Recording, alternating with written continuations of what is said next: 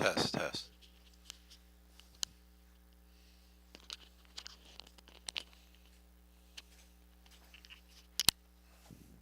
What is El Palacio? El Palacio de los Jugos. Yeah, what does that mean? It's I wish I'd been buying them. the Palace of Juices. So it's got a lot of stuff. It's very very typical Cuban food, and it's they have some fresh juices there that are really good of like any fruit or vegetable you can think of. Right? A fruit store that they have food, they have juices, they have. Yeah. All right. Yeah, that is one of them. Okay, let's get this going. I was wondering what it meant. I thought it was like House of Judge. That's what I was thinking. Like the chain or something. I figured it was a restaurant.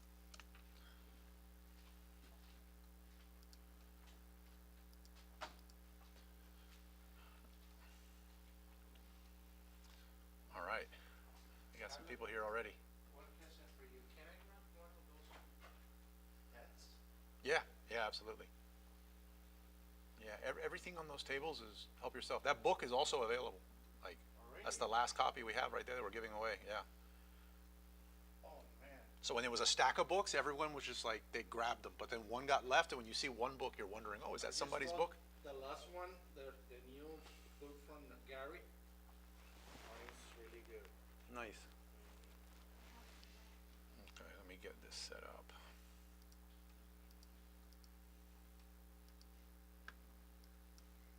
Oh, Carlos, before I leave today, you're gonna take a look at my influencer page. I don't know, it's just not posting.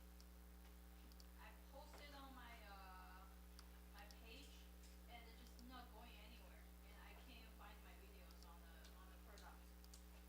Oh, I couldn't find it either. So I don't know if I did anything wrong, or it's something that I have to do, or is there any like a customer service we can reach out to see why I'm not seeing my videos? Hold on, let me cut my mic off so I'm not bombarding it. Well, no, I should be fine. You want to go in the private label business? Just trying to do private label. We're like a little bit of everything. We don't have a specific type, we're a little bit of everything. We do have a couple private label products, some wholesale, and a little blenders. So a lot of stuff.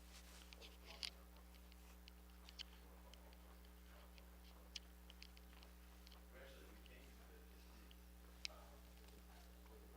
That was what brought us to the group. But then it's a slow like journey. So we're like, let's try wholesale. Let's try some arbitrage. So we're like kind of It's a live one, just so you know. doing everything.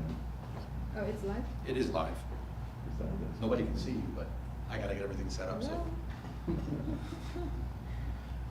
What do you, mainly private label? I'm doing right now wholesale. My idea is moving to private label, to hybrid wholesale product, and start moving everything to private label. I'm trying to understand how works Amazon, all the platform, the process to send things to FDA, how is the times, how to packing everything to send to them. Yeah, it's a little intimidating. I know my first FBA shipment, I was like a little nervous. I'm like, is this gonna make it? But it's really it's simplistic. It looks like complicated, but as you do it, you'll see it's not. Yeah. Yeah. Yeah, I'm gonna be a year in July doing this, and it's like that. It's like a very intimidating at the beginning, but when you're trying to be like some process of things, you cover that, and it's very automatic. Mhm.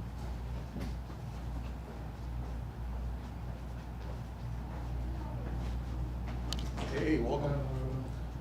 Let me just. I don't know how we're gonna take a look at this. Yeah, 200 grams. We're gonna officially get started in about 10 minutes, just getting set up All now. right, if you want to, that's okay. Call us for anything to drink or anything to eat and. No, I'm loaded up. Here, thank you. Okay, you sure? Yeah, no bother. We'll be right back. All right.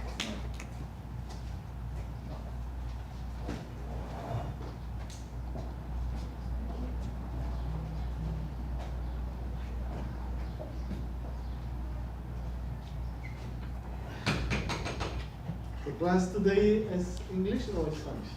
English. English? No, it's all good. I tried. Si no entiende algo, just, No, I tried. we can clarify. Yeah. Yeah, no, we can totally clarify in Spanish. Okay. The Spanish classes are in person, the first Saturday of the month are in person at 11 a.m. to 12:45, and then every week besides that one is Fridays at 6:30 on Zoom. So, And it's a separate, it's all Wizards of Ecom, but it's a separate one that shows the Spanish one. So if you're only seeing this one, you should also join the Spanish group so you see it. but this is wholesale class today? Today's class is gonna be wholesale, yeah. Wholesale, okay. Yeah. I have a account, an Amazon account for 4 years, but the label, Private label, yeah. private label, yeah. But I can't do anything with that. I try to learn something about the wholesale. Yeah, I don't know. Yeah. I'm more of a private label person, but I've been doing wholesale I've always had like a wholesale component to the business for. The problem is, the big problem is to find, Finding products to sell. find products to sell. Well, that's everyone. Yeah. In arbitrage, that's a thing, in wholesale, that's a thing, and in private label, it's arguably more difficult of a thing, so. I reached 5,000. Yeah, Good. 5 something followers. All right, Thank you. so we're gonna take the next step. Yeah, I go back to that. Okay, yeah, we'll do it after. Okay, thank you. Hold on, let me just put this here so I don't take it to the bathroom with me. Oh my. That'd be bad. I mean, the big problem is to find suppliers, huh? Yes, Like, tanto en wholesale como en private label. A veces es complejo. pero más en wholesale, ¿no? Es como todo negocio, crear relaciones y Yo no sabía, no sé cómo empezar. Sí, eso ya está metido. Buenas, José Antonio. César, mucho gusto. Mucho gusto, ¿qué tal? Encantado. Muy bien. Es como todo, ir tocando puertas, el problema es que como si fueras un vendedor de casas que vas vendiendo aspiradoras de casa en casa, tocas la puerta y notas el supplier que consigue, los números no te dan, y tienes que ir al otro, y tienes que ir al otro, y tienes que ir al otro. Y posiblemente sí sirven, lo que pasa es que siempre te van a dar el precio más alto que Ellos tienen. ellos tienen.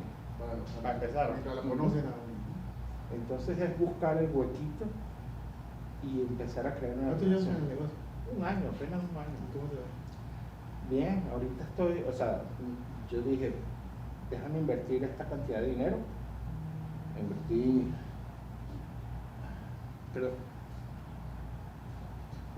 ¿qué pasó? Ya estoy aquí, ¿vienes y te vuelvo puesto? O Ah, muy bien, todavía está grabando, ¿no? Yo creo que no. No, porque no hay nadie que hable. Sí, por eso no. no, ok. Dale, ¿no? Yo te llamo lo que salga de aquí. Sí, sí, con todo.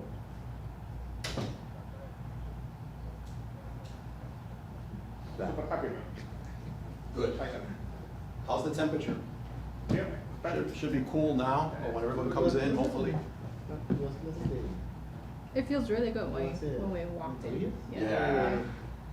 En realidad, he leído y he aprendido mucho, pero para el año que tengo y lo que he hecho no me siento como con la autoridad de poder decir soy un Eso maestro. no sabe, pero sabe más. Eso me pasa a mí, yo quiero empezar y ahí me está dando análisis, parálisis, de información. Ellos ven, yo sé de otra forma que no por dónde empezar, estoy así como aterrado. ¿Ellos recargan? ¿Arriba? Yeah, we are- Yeah, it's already on. Quisiera empezar, pero con un mentor, una persona no importa un año, es mucho tiempo para una persona que no empieza, que no va a empezar a tener negocios. Un año es, ¿y que te fuiste a la oficina? ¿Te fuiste a la oficina o todo? No, yo empecé, a ver, mi socio, los dos, yo tengo una agencia de publicidad digital y siempre hemos estado en el negocio de Ecom, de e-commerce. I've missed everybody more this week. Y Google Ads. Than usual? Why? What happened? Pero, I don't know. y el I think being trapped in the house with the rain. Oh. On the trip and not being able to like en Amazon, bounce pero ideas as private much as label. O sea, everybody, no but, private label. Representaba That's marcas crazy, we en planned- Latinoamérica que traían y My wife did most of it, and it's like this amazing place. entonces me dice, to no, just tenemos take a que meternos, staycation, tenemos que right? meternos. Y Like, salió una kind of oportunidad turning off and going on de un vacation is such a foreign thing for me. It's stressful in and of itself. Entonces, I don't know if you've heard me say before, but if somebody's like, de Entre Capas, es un canal en YouTube. you have Oh, sí, a, sí, claro. we got you a room Y- at y the, él I don't even know, like the top of the Eiffel Tower, it doesn't matter. Que se llama Like, Mundo Amazon. think of like whatever's the most amazing thing for you. Like the first thing I do is I go online and I was like, does it have Wi-Fi? You know, like I'm very, like disconnecting is very difficult for me, so with this one, I planned way in advance, so I made sure I got like everything done that could potentially have me like stressed. And then, like the day before we look, and there's a 97% chance of rain every single day. And the main thing was, the main draw was like, not only was the place beautiful, but there was just a gorgeous pool. You need insurance. Yeah, and we did, but the cancellation was like, let us know 3 days before, we paid for the insurance. But by the time we looked at the weather, it was just like record flooding. Really, it was like record, it's like, it said once every 500 to 1,000 years, like, or something nuts. This level of flooding, like, it was just, it was bad, it was so bad. All right, let me, That's the Jeff. La cuestión de los suppliers, ¿cómo la manejas? Los suppliers tienes que trabajar de la siguiente all right, we're gonna get started. Let's Okay, do this. 1 o'clock. O si quieres lo hablamos. Sí, sí, All right. sí, los que van a empezar. You guys ready? Yes? All ready. Hello I'm everyone. not gonna do the whole Welcome to Tony Robbins thing, I can't hear you, right? No, man, todavía no. Good seeing everybody. I know a lot more people are on the way.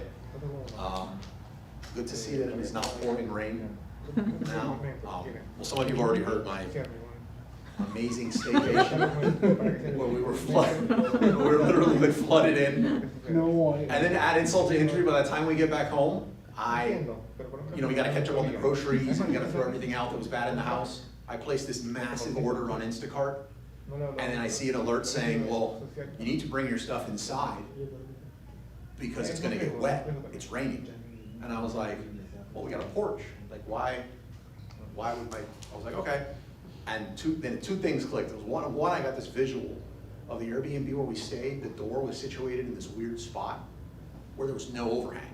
Like you could only leave it in the water. And I was like, I didn't change the delivery address. I ordered this massive order from Instacart and had it shipped to our Airbnb while we were out on the staycation. So whoever is going into that Airbnb next is like loaded. Oh my god. And it's done, it was delivered, tipped and everything, like. Oh my god. So, yeah, no, all good, but we made the most of it. Thank you guys for coming out. Always. Today's topic, when we get to, for those of you who haven't been here before, from 1 to 2 p.m., we're gonna do our beginner hour. I'm gonna pop the computer open. I have a product I stumbled across this week, and rather than just jumping straight into the product, I'm gonna jump into like how I discovered it. Welcome, guys. Hello. Welcome. Sit wherever you like, and food and coffee will be here in a bit. Okay, thank you. So I was like, I want to jump into also the process of how I stumbled across it, and kind of like thinking out loud some lessons I learned across the years of how you can stumble across products like this. Ting and I were discussing, before we officially started, the benefit of bringing in some software to further evaluate the products past this idea and how it came to us. Yes. Hopefully, like in early August, for the events, we'll start having a portion of that. The only reason I haven't done that to date, where we, as you can see Jungle Scout on the screen right now, the only reason I haven't popped Jungle Scout open to evaluate it from the keyword side of things is since we have been doing this in the beginner hour, the idea is to make it as least intimidating as possible. And not to say, based on what I showed you right here, you should go out and buy this product. Even though all of the products I've shown to date, including the one that I'm gonna show today, if, wifey permitted, or I had less on my plate, or maybe one rainy day, I would go ahead and totally launch this product. Like, this is gonna be a product that I would totally launch. But yes, come early August, in case anybody else is thinking the same thing, but hasn't mentioned it to me as Ting has, I do plan on popping some software open.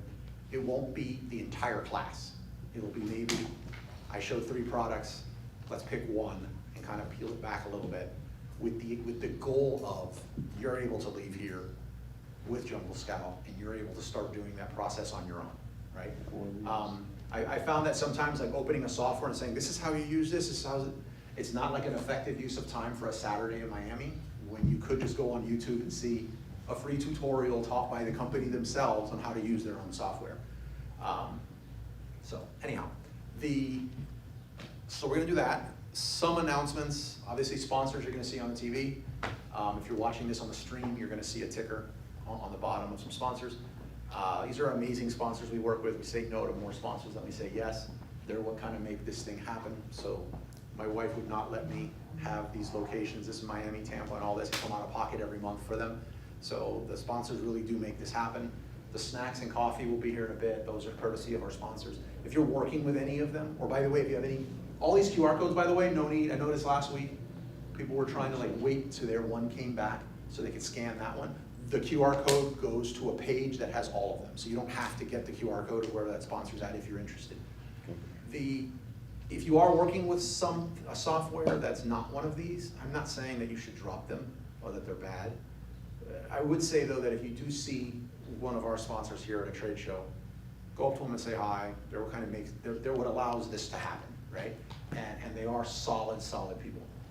We have a new banner up since last week, which is BD Inspection. Their banner actually came in. They're an amazing inspection company based out of China. They have a coupon code on the bottom that you can access via the QR code if you're interested. But if you are ordering any products from China and you need an inspection done over there to make sure that you know the factory exists, the products are legit. They are, they're not going to fall apart, get someone sick, or all that other craziness. Inspections do help. So, what else? Oh, final one, podcast. Oh, actually, 2 more announcements. Podcast is one. We have one in English, one in Spanish. Wizards of Ecom podcast. I would love, this is not Amazon, so I can ask you for a 5-star review. I am asking for a review. Like, listen to it, leave a review. It genuinely helps. If you think ranking products online is hard, ranking a podcast is like close to impossible. There are no search engines for podcasts or anything. So literally word of mouth and reviews it goes a long way. So going on and leaving a review helps. I also I don't do repeats on the podcast of stuff we do here. So it's things that I think are important that can help and that maybe don't justify a full-blown event like we have today. Like today we're gonna talk about wholesale. We're gonna do that from 2 to 3:30. An hour and a half is not enough. Like this is one of those things that we're gonna be able to pack the entire afternoon with stuff, and you're gonna leave like wanting to know more, and there's more to like add on, or any one of the tiny areas of it we can expand on insanely. So we will. For those of you that don't know me, there's some new people here or at least that I've not met before personally. Yeah. Sit wherever you like, man. Yeah. Don't know personally. I've been selling full-time on Amazon for a little over 15 years. I've sold, I don't even know I should figure out what the amount of 15 years we've done. I'm a 9-figure seller. I've been selling on Amazon. I primarily sell private label and wholesale right now. I would say I'm primarily a private label seller, but wholesale has always played a part of me selling online. From when I just got started, then once you get a system going and you have this, what to me wholesale is a cash flow machine, a very amazing cash flow machine. It allowed me to get into private label, and private label is the opposite of that. Private label is like very high risk, very high possible reward, very high risk, very capital intensive, and the opposite of cash, like positive cash flow. Like it's money out, money out, money out. You're trying to grow this thing. The amount of times you can turn something over is usually nowhere near what you can do on wholesale. So you get to a point, you're like, yeah, I'm a private label seller, but at the end of the day, I'm more money in my bank account seller. That's what I identify as, right? I want money in my bank account, and if wholesale allows that to happen much quicker, why stop? So I've seen a lot of different looks over the years on wholesale. I'm gonna share all those. We're gonna get into like finding them, best ways to contact them, best ways to deal with no opportunities. Like, I'm just gonna share everything. We've never had this in depth that I'm gonna do. If you have a question about it, ask. We'll get to this, but if you're an established wholesaler, you have experienced wholesaler, I want you to get involved in the conversation. There's no need to just sit back, and this isn't a dictatorship, right? Like, we're all able to share. You can learn some stuff from me, I can learn some stuff from you. Everybody's gonna learn from all of us. That's what we're gonna go for with the wholesale. Fair? Fair. Okay. One thing you're gonna hear me talking about from here until it happens towards the end of the year is Alibaba Co-Create. So it's their annual event. This is their second one they've ever had. I'm gonna be speaking at it. It's in Las Vegas at the Paris Hotel. The tickets, even the VIP ticket, includes 2 rooms at the hotel. So they're very affordable as it goes. And as you know, most of the stuff in Vegas, unless you're really big into playing the cards, you know, it seems like they subsidize a lot of the expenses. So as it goes, it should be a very affordable trip. What I'm most looking forward to with this Alibaba event, besides, you know, learning some stuff to grow our respective Amazon businesses, is they are not limited in the same way as, say, an Amazon event. Alibaba just wants to help grow your business, and their thing is they want you to get products and buy them and connect you to our businesses to their businesses where everybody makes money. But you're gonna see a lot of stuff. You're gonna see stuff with people there representing and how to do ads with Shein, Temu, TikTok, Shopify. I mean, there's a lot of people are gonna be there you're not just gonna normally see at a single event. I'm told that I'm gonna have access to a lot of these little private events.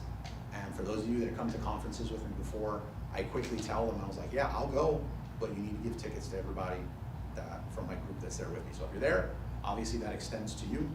I have a link in our Telegram chat, which gives you 20% off the 25.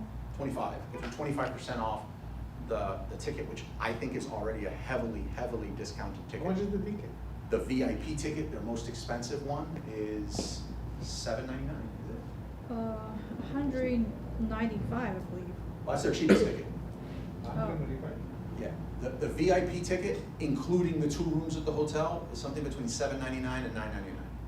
But Besides the plane. all you gotta do is The fly. only thing that you're gonna need to buy is the flight ticket. Flight and then whatever you're into in Vegas, right? So like, that part I can't help you with, but you know, whatever you're into in Vegas, yeah. I would say hang out with Tom. He usually has a ton of luck in Vegas.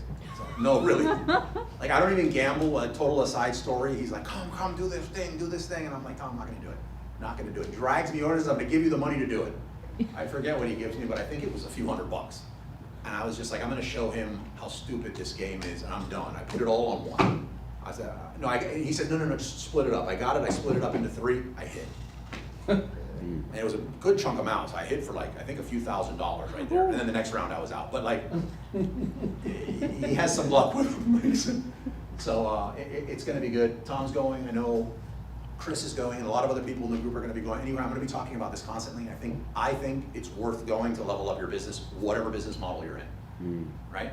All right, I feel like I'm covering everything. What am I missing? When is the date? September 5th to 6th. Yeah, September 5th through the 6th. And then remember, in November, we go as a group to Private Label Manufacturers Association in Chicago, PLMA. So those are the 2 we have towards the end of the year. Again, both of these will do a lot to really level up your business. Highly recommend going. If you have any questions about either one of them, let me know. All right, where are my glasses? I don't see what to read the reviews, the podcast. Maybe you will On Apple or Shopify? Apple or Spotify, you should be able to go in there and, Well, you can take it. yeah, afterwards I'll show you. Yep, thank you though. All right, I am gonna jump off here and now get into some of the, today, if it's, Ting, or, yeah. Ting, do you mind having the YouTube open? Or is Chris coming back? Yeah, he's coming. Let me. I just wanna, maybe until he comes back, if you don't mind popping it open Yeah, to yeah. Wizards of Ecom, so any questions that come from the stream, By the way, if you see me looking this way, that camera, it's not catching you guys. The camera's right over your head coming this way. That's a live stream, that's all it is. It's not catching you guys. You guys are No, good. you good. But if you just see me like looking above you, thinking I'm checking myself out in the mirror, it's not that. It's Yeah. just, sometimes when somebody asks a question from the stream, I try to like look that way. Definitely. Yeah. All right, let me just make sure the computer is grabbing the screen that I'm showing and we'll roll.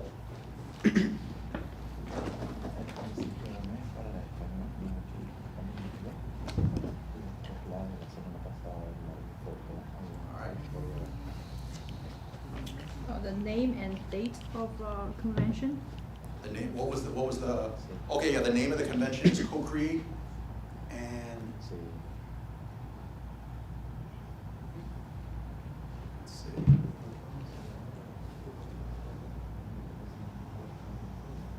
Cherry said we can see the QR code online. Reflections blocking. Yeah, I'll remove that so you guys can get the QR code. And the other question they were asking about the date of Co-Create, was somebody asking? Just the name and date of the convention. It's Co-Create, and the date is September 5th and 6th, right, Ting? Yeah. September 5th and 6th, in the Telegram group, which by the way, go to wizardsofecom.com/chat. So you can access our Telegram groups. We have group rooms for wholesale, for private label, for whatever you're in. It's 100% free. There is no sale, but you'll notice pinned to the top of each one, not to mention every message I'm gonna be sending to you guys from here until we go, I'm gonna have links for Co-Create and the discount codes that go in there. I will tell you guys, as you know, flights don't get cheaper the closer we get. And while flights to Vegas, I think, are like about as cheap as they get, because they want you to go spend that money at the tables, you might as well get them as cheap as you can, right? And Kevin's asking, may I ask a question if that's okay? Yeah.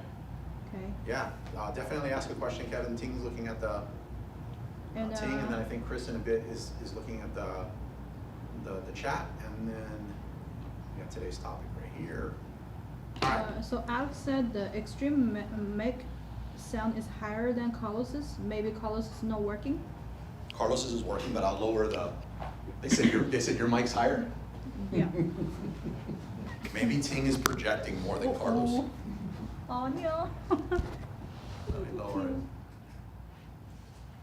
Test. All right.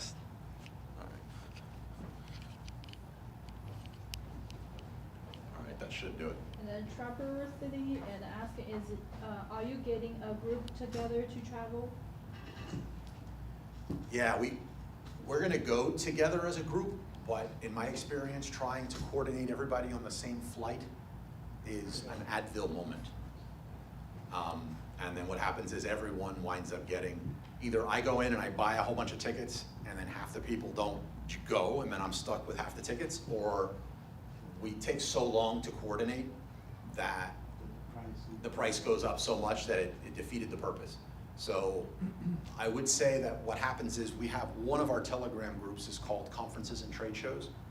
So once you go, pretty soon I'm gonna put that link out there, and we're gonna coordinate. So you're gonna be in there saying, hey, who's flying on what, who's going where, let's share an Uber, let's do, like, you'll be able to coordinate all that in our Conferences and Trade Show Telegram group. Okay, so, but keep asking those questions on the stream, and Ting or Chris will let me know. All right, so this week, what we do in the beginner hour is we're gonna take some questions.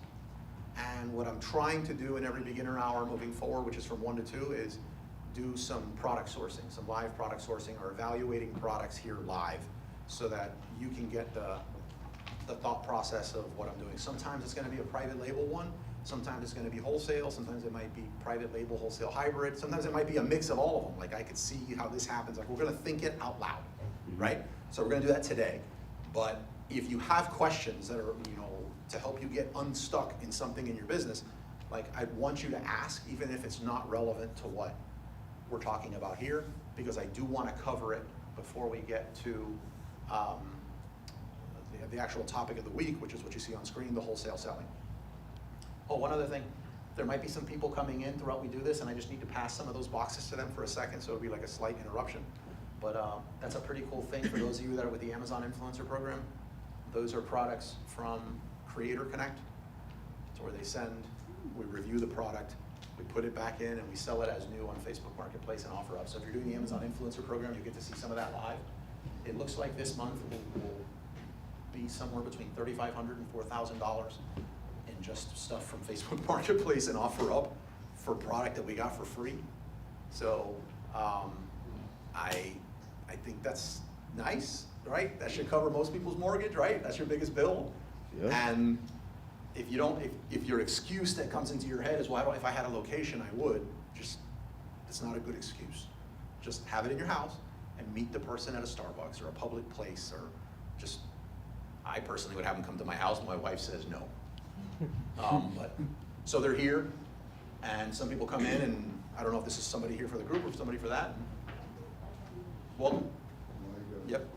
All right, so this week, what I also try to add in is how I stumbled across this product, because personally, I think for most people, if you don't have the experience going and just popping open a software to start putting in these filters that everyone uses to find products, I think it's a horrible idea, right? I think the way you start evaluating a product is more important than anything else. Because by filters, if you guys don't know, at beginner hour, by filters, I mean when most people go into one of these softwares, they go in there and they're like, show me something that's selling for a lot, that weighs a little, that has less than X amount of reviews, and that's a winning lotto. You know what I mean? You might as well say, give me a winning lotto ticket, right? Everybody's putting those filters in. Nobody goes in there and says, show me the product that's barely selling, that's extremely competitive. Nobody does that. So if everyone is putting in the same filters, you're all gonna wind up on the same products. And then guess what happens? You have a bunch of people that don't have a lot of experience, all with the same product, and you have a husband or wife or a credit card or a debt collector saying they want their money. You can't pay them with products, so what do? You drop the price to move it as fast as possible. But when you drop the price, you don't make any money. And depending on how badly you drop the price and how well you know or don't know your numbers, you may lose money, and you're just treading water. You're wasting your time. So what I like to do is there's a lot of products that you would not normally surface with software. And a lot of those products are phenomenal. Something that I like to do, which we're gonna give an example of right now, is something called, I call it Stairway to PL, right? But I have no idea why I called it that, except to say that you go from a root category, just call it kitchen, and then you start stepping away into subcategories or steps away from that main product, so that you have something at least 4 steps away that is usually niche enough that there's still a great deal of money to be made, but very little competition, right? So that's kind of like my approach to this. The example I give a lot is, let's say we were talking about bowls. So there's nobody here would argue that almost every house, not almost, every household in the US has bowls in their house, right? But if you just go search for bowls, it's like, what are you gonna sell? Just white cereal bowl? Like, the competition on that's gonna be through the roof. It's like everybody has that. It's kind of like white bath towels, right? It's gonna be too much competition, barely any profit margin. But if we went to ceramic bowls, we would eliminate wood, plastic, but to me that's not enough. That's 1 step away. Then if we went to ceramic soup bowls, we're 3 steps away. If we went into ceramic ramen noodle soup bowls, we've now hit that 4th step. And when you go look at it, I've already done this, I'm just giving it as an example. When you go look at that category, it's a phenomenal category, and there's a great deal of money to be had. So this week, going into today's product, a friend of mine asked me, they said, hey, I'm working with this company. They're from Brazil. I won't say the person's name. And what kind of products do you think I can get from this factory in Brazil? So my mind immediately went to hair care products, right? But my experience also told me that anytime you're talking about something in Brazil and hair care products, that's where everyone is trying to go, so that the competition would be bad. And if you're not into hair care products, you don't know anything like that, trust me, it is. Like Brazilian hair care, well, you have an idea. It's like, that's usually where money goes to die, unless you really know what you're doing. But I was like, if I had access to somebody who could do shampoo, and I was product agnostic, and I don't care, I just wanted to cash flow positive. That's what I'm passionate about, cash flow positive. And what would I search for? So, mind you, I jumped straight to some of the stuff that I was thinking of, but I want to show, like visually show the process of how I did this. So I went in here and I looked for shampoo, right? So again, you're looking here, you do not want to be playing with these people. Like 22,000 reviews, 1,800 reviews, very entrenched. Listings actually are not bad. You can tell a lot was put into branding, but it's, you don't want, if this is, by the way, somebody that just goes in here and searches for shampoo, they probably are not ready to buy what they see. It's kind of like if you went in there and searched for sneaker. When's the last time you searched for sneaker and bought a shoe? Right? You're searching right now, you're window shopping. You want to know, this is a high traffic keyword, very low buyer intent, right? Well, we went to shampoo. The next thing we could go to is pet shampoo. So here we go, we've taken a step away. And to me, this is still way too broad. This is we're only our second step away. We went from hair care products to shampoo. We're in pet shampoo. Pet shampoo, very high search volume. But is it a horse? Is it a dog? Is it a cat? Like lot of competition there. Very high search traffic, very low buyer intent. But at this point, I was just like, let's just pick an animal. Right? I'm a dog person, so I feel like I can be biased towards dogs. So I was like, let me just pick cats. I don't like cats, right? Nothing against you cat people. So I put shampoo for cats. So one thing stood out to me immediately here, and this isn't the gold yet, but I put shampoo for cats, and a dog shampoo came up as the main ad. So I personally like to see stuff like that because it means there's opportunity there.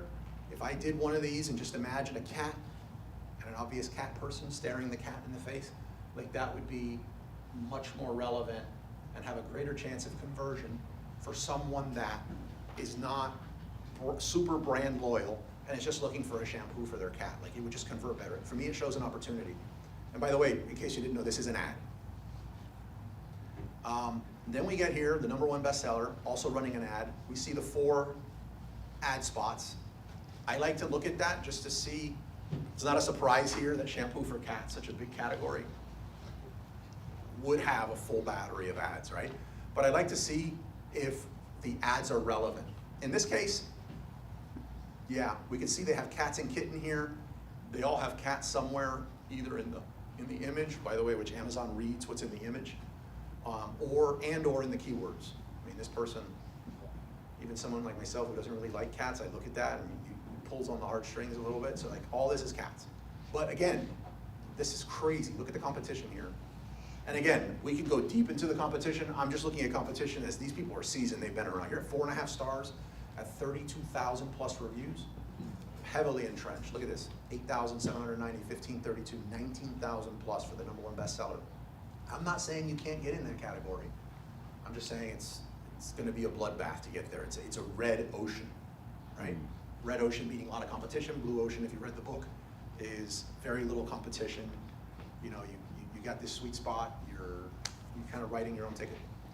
But then I was like, just like what we did here, we went to bowls, ceramic soup bowls. This is the equivalent of the ceramic soup bowl step that I mentioned. The next one that I'm gonna show you, I swear to God, I love this product, is your full 4th step, and that's the ramen. You've inserted ramen in the step, and this is the niche. And I cannot believe this niche exists. So here we go. The next one would be pick the cat. So, like, I put in shampoos for Sphinx cats. I didn't even know these cats were called Sphinx cats, by the way. Have you seen one online? Did anyone here know? Has anyone ever seen one of these cats, by the way? Right, not Yeah. many, but Yeah. in person? Yeah. Yeah. They're not common. I don't know if they're super expensive. I don't know what about them They are. people like. I'm assuming they are, They are there. right? But I was like, this is what goes through my mind when I look at this, before I start peeling back the actual results on this page and why I really like it. But at this stage, I look at this, I don't think this is a bad ad, but it's relevant to the product. This is a Sphinx cat, and it is shampoo for the Sphinx cat. It also looks like this creative is not bad. They got the pomegranates in here. It's obviously communicating bath with rubber ducky, even though you're not gonna use rubber duckies with a cat. But again, the visual there is getting you to think, when do you see rubber duckies? I guess it's in a Jeep or in a bath, right? So you're looking at this and it's like, okay, this is bath, this is healthy ingredients bath, and you can tell there's some branding going on here. This caught my eye. I don't know if this is a real thing or this is AI. Is there such thing as like a lavender or purple looking Sphinx cat? Either way, the name Mr. Wrinkles, I think is a great name if you're selling a product that's in this space. So I like a lot of things about this. But what caught my eye is if I was scrolling on TikTok, and this is like kind of the test you should kind of do it yourself, and you saw somebody bathing a cat, like regular stray cat like you see everywhere else, you're not stopping. Like you might just see like this cat's gonna take a swipe at this person and I wanna see the person jump, that's it. But there's nothing crazy about this. But if you saw this wrinkly looking Sphinx cat, it would make me stop. And other people I've spoke to before today, when I mentioned that I was gonna show this, you would stop. So that is what I call a scroll stopper. And anytime you can get a scroll stopper, you got a winner when you can pull that off in your main image. So let's get to the results. So this is your headline ad, or your sponsored brand headline ad. I still call them headlines. And now we're getting into the first results here. Sorry, these tools that I have are making them off-center. But one thing I see is we only have 2 ads. So we do not even have the full battery of ads. So there's only 2 ads. And yes, both the ads are relevant. It just so happens that the only 2 people running ads, mind you, one of them, 1,015, really entrenched. The other one's only 57. Okay? So if you created a listing and say this was a 2 ounce, and you did a 2 ounce and a 6 ounce, and you enrolled both into Vine, you technically could end this with 60 reviews and be beating the actual 57 that's there. And yes, you would be stealing sales. This is not a bad image, but this is not a great image. I mean, they're leveraging a kitten and the fact that it's this wrinkly looking Sphinx to get it. I already checked after this, just so that we didn't do this whole exercise for nothing. But one thing you do want to check here is kind of like brand loyalty. Like if you buy, like you're probably not searching for your next toothpaste when it runs out based on what is the cheapest. You're like, I use X brand, that's what I buy. Probably not doing that for your toilet paper, right? So with some products you want to check, I'm not familiar with this, is Mooncat what people go for, like anything besides Mooncat, and you're asking for problems? No, there doesn't look like there's any brand loyalty going on here. The main seller, I would crush this listing. I mean, this is just a horrible, horrible image, right? But there's only 2 ads, which means if I added my listing, I would, on day 1, super cheap, show up at the top of page 1 for my sponsored product ad, because there's a placement of 4 and Amazon's only serving 2. Sometimes they will just serve some other ad if they could. It's so underserved that there's only 2 ads showing instead of 4. Remember, if I jump back, you'll see here, here's the 4. 1, 2, 3, 4. On this one, only 2. Mediocre and bad image. But the next thing well, first of all, any questions at this point before I keep going? This one sold over 100 a month. This one sells also over 100 a month. And I'm gonna keep, both of them are also, one's $17.99, $20.88. I wish those things sold for higher, but we did a tour in a factory in Boston. What was the name of this factory? But they do anything liquid in a bottle. They actually specialized in these sorts of shampoos. They even specialized in what scents, like scent, you could add to these shampoos that convert better. Like they actually shared a study where they got a dog shampoo and they put it out there and it didn't work. And people came back and like, it's a great formula, why didn't it work? And people were saying it didn't clean their dog good. And what happened was they didn't have a scent in it. But then they added the scent of lavender, and now someone has their Labrador running around the house, it smells like lavender. Same formula. But because it smells like clean, it's now cleaning. So like, you add the right scent in this, or you actually just add scents, almost like a flavor scent variation, like however you want your Sphinx cat to smell. This would work. So any questions at this stage with this product, online or here? That's more like a private label. This is a private label. But I'm gonna show you, I'm gonna show you some opportunities with private label wholesale in a second. Yeah, I don't think either one of these would be wholesale plays. This looks like a private label seller, and I seriously doubt they're gonna let you resell their product on their listing. But I'll show you, I don't know about this one, but any other questions so far on this yet? There's a question from the chat here. It's a little bit related to this. It says, this person said, any suggestions / resources in hiring, marketing / creative services from China? Oh my God, there's so many. There's so many. I don't have any that I would recommend right now, because it's been so long. I remember there used to be a lot, but I felt that I always wanted with my products to have models involved, or talent. I think models just automatically think of supermodel pretty. I just wanted people using my product. And what I found online is for a lot of products, and you see this a lot with like factories in China, they reach out to influencers in the US or even Amazon influencers that are doing this just to make a few bucks and not like a true influencer. They want an American looking, whatever that looks like. They want the American look as the talent in the video. Nothing against the way an Asian looks or whatever, but if they're trying to sell in the US market, they want the US look. So when I was working with talent over there, it was close to impossible to get them to be able to find that US American look over the bro, that US American look. So I just stopped going in that direction and was just like, hey, how are you? And started working with people in the US. So no. What I could tell you is that if you reach out to BD Inspection, they have a really solid network of people that they would be happy to share that do all different kinds of services. So that's what I would recommend. All right, so if there's no other, yeah. Another one, someone just followed up, is the image compliant? Great question. So is the image compliant here? So technically you're only supposed to show the product in the main image. So to the letter of the rules of terms of service, this image is not compliant because the cat doesn't come with it. But what you're gonna see a lot, and it's a very gray area, you'll see it a lot with supplements. Let's just say, I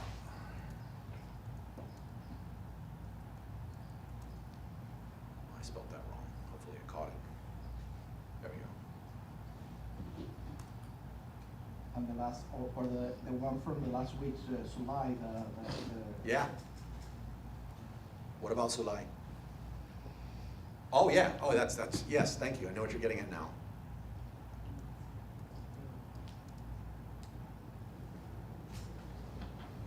Good one. Yeah, so we did, I'm not gonna click on his ad. So a lot of stuff about this, I mean, it's not compliant, but this is one of the hottest sellers on Amazon. That bow doesn't come on the box. This extra graphic right here doesn't. The pile of beans don't. You know, I know the owner of this really good. Great guy. Do you guys remember last week when we were looking at this? Look what it says now. All it says is lifetime warranty. It doesn't show, The 80K. right, it doesn't even show the 80 anymore on the other side of it. So since last week, this has been tested. So one of the other questions is, how often do I test my main images? This #1 bestseller isn't just sitting back. They've changed the image since last week to test it out. So like you test it as often as it makes sense, which is a difficult thing. Because for the majority of and it's easier for me to say right now because it's not my product we're talking about it on, but it's very easy for me to say, man, we're crushing it on sale. Let's just let it go for another week or two. You know, testing is cool until your test costs you a few $1,000s that week, and then it becomes, I don't know, a badge of bravery, if you will. So all this is, a lot of this is technically not compliant with terms of service, but this sort of stuff works. I was trying to show, also you'll notice a lot with supplements, like if it's a vanilla flavored whatever, it'll show like vanilla, a little vanilla leaf or whatever in the corner. If it's turmeric, there'll be the root cut to where you see it fresh, and a powder of it ground, kind of showing you the different ways you can consume it. Not terms of service, but Amazon seems to turn a blind eye to it, unless you're trying to do it and then they suppress the image and you gotta do it again, but this person is doing this to really show that they have variations. Other people might just do tiny little circles, dots of colors to express it. So you gotta test that stuff out. But good question, great question. Technically, the cap being there is against terms of service. But notice how this bottle takes up, it's more front and center in the image than this one. This one would do so much better, even though it's junk, it looks really bad, compared to this one. Now, if it was just brought up closer, right?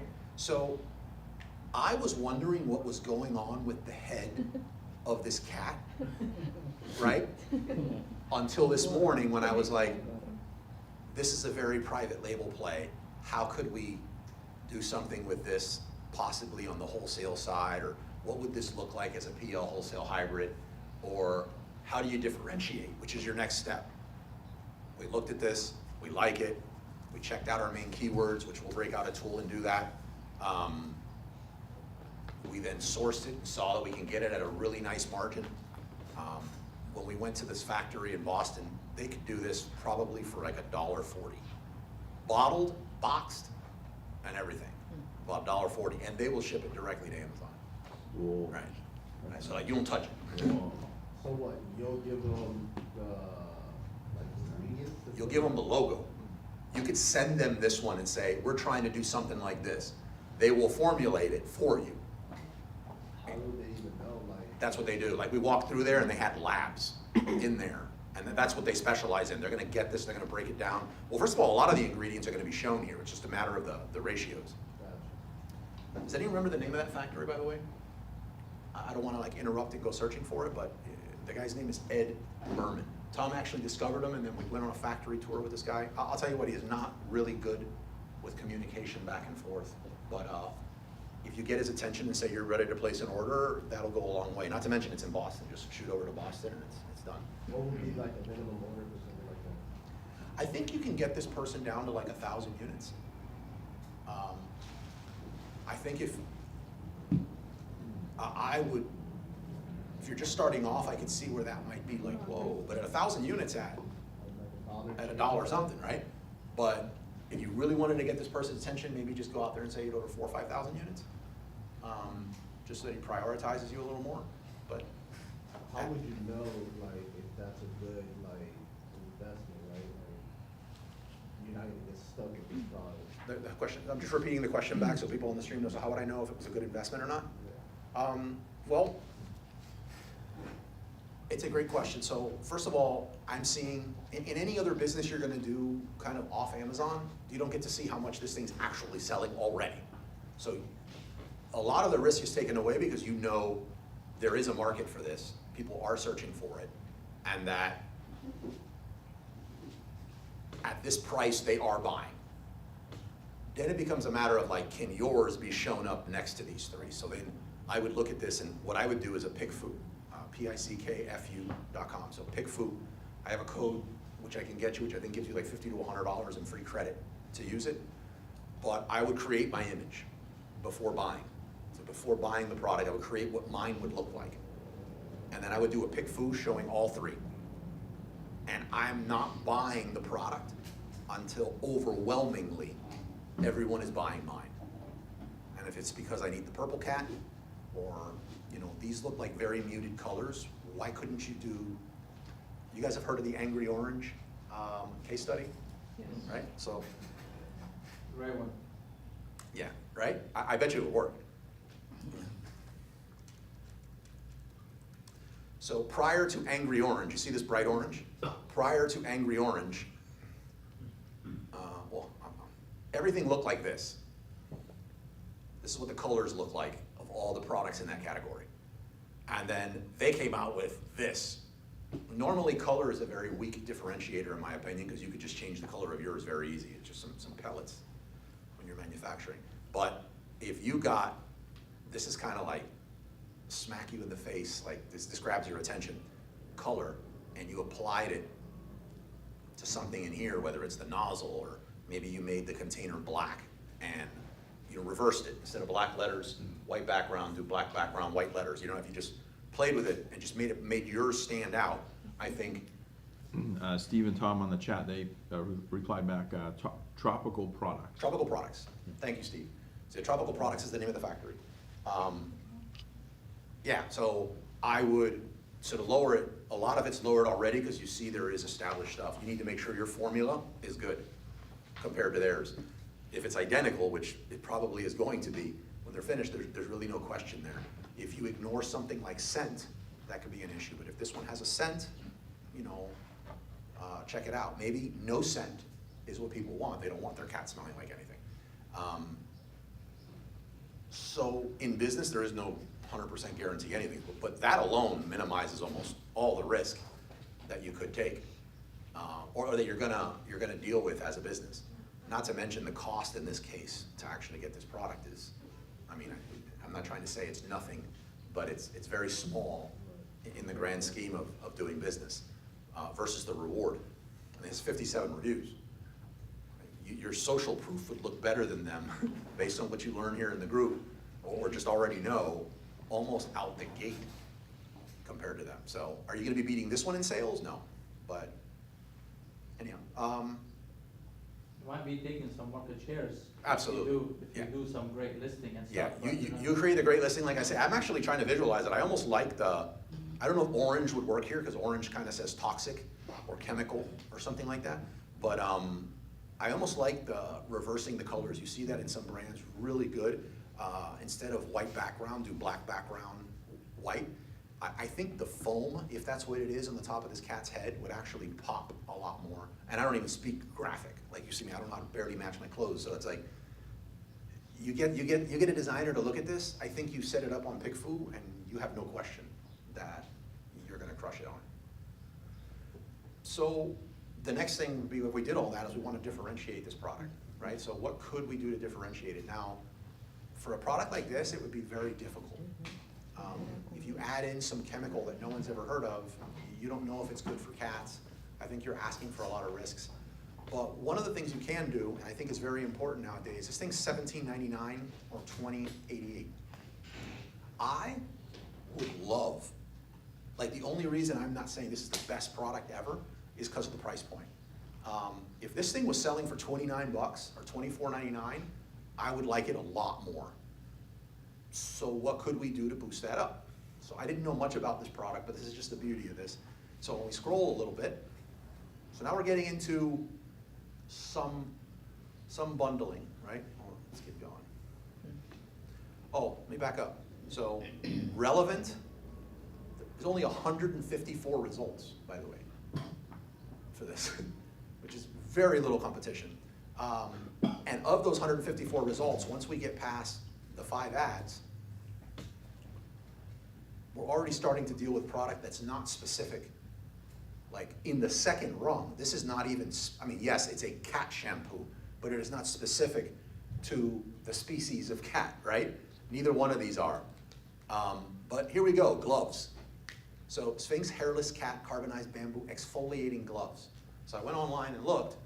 First of all, these gloves would be pennies, right? Like, if that. I don't think it would be a penny. Like, it would be fractions of pennies. So there is a standalone listing here that's selling over 200 per month at $8.49. I don't want to sell anything on Amazon at $8.49, right? Personally. But if these things cost pennies, which they do, it would not increase the weight of the product that I'm shipping here.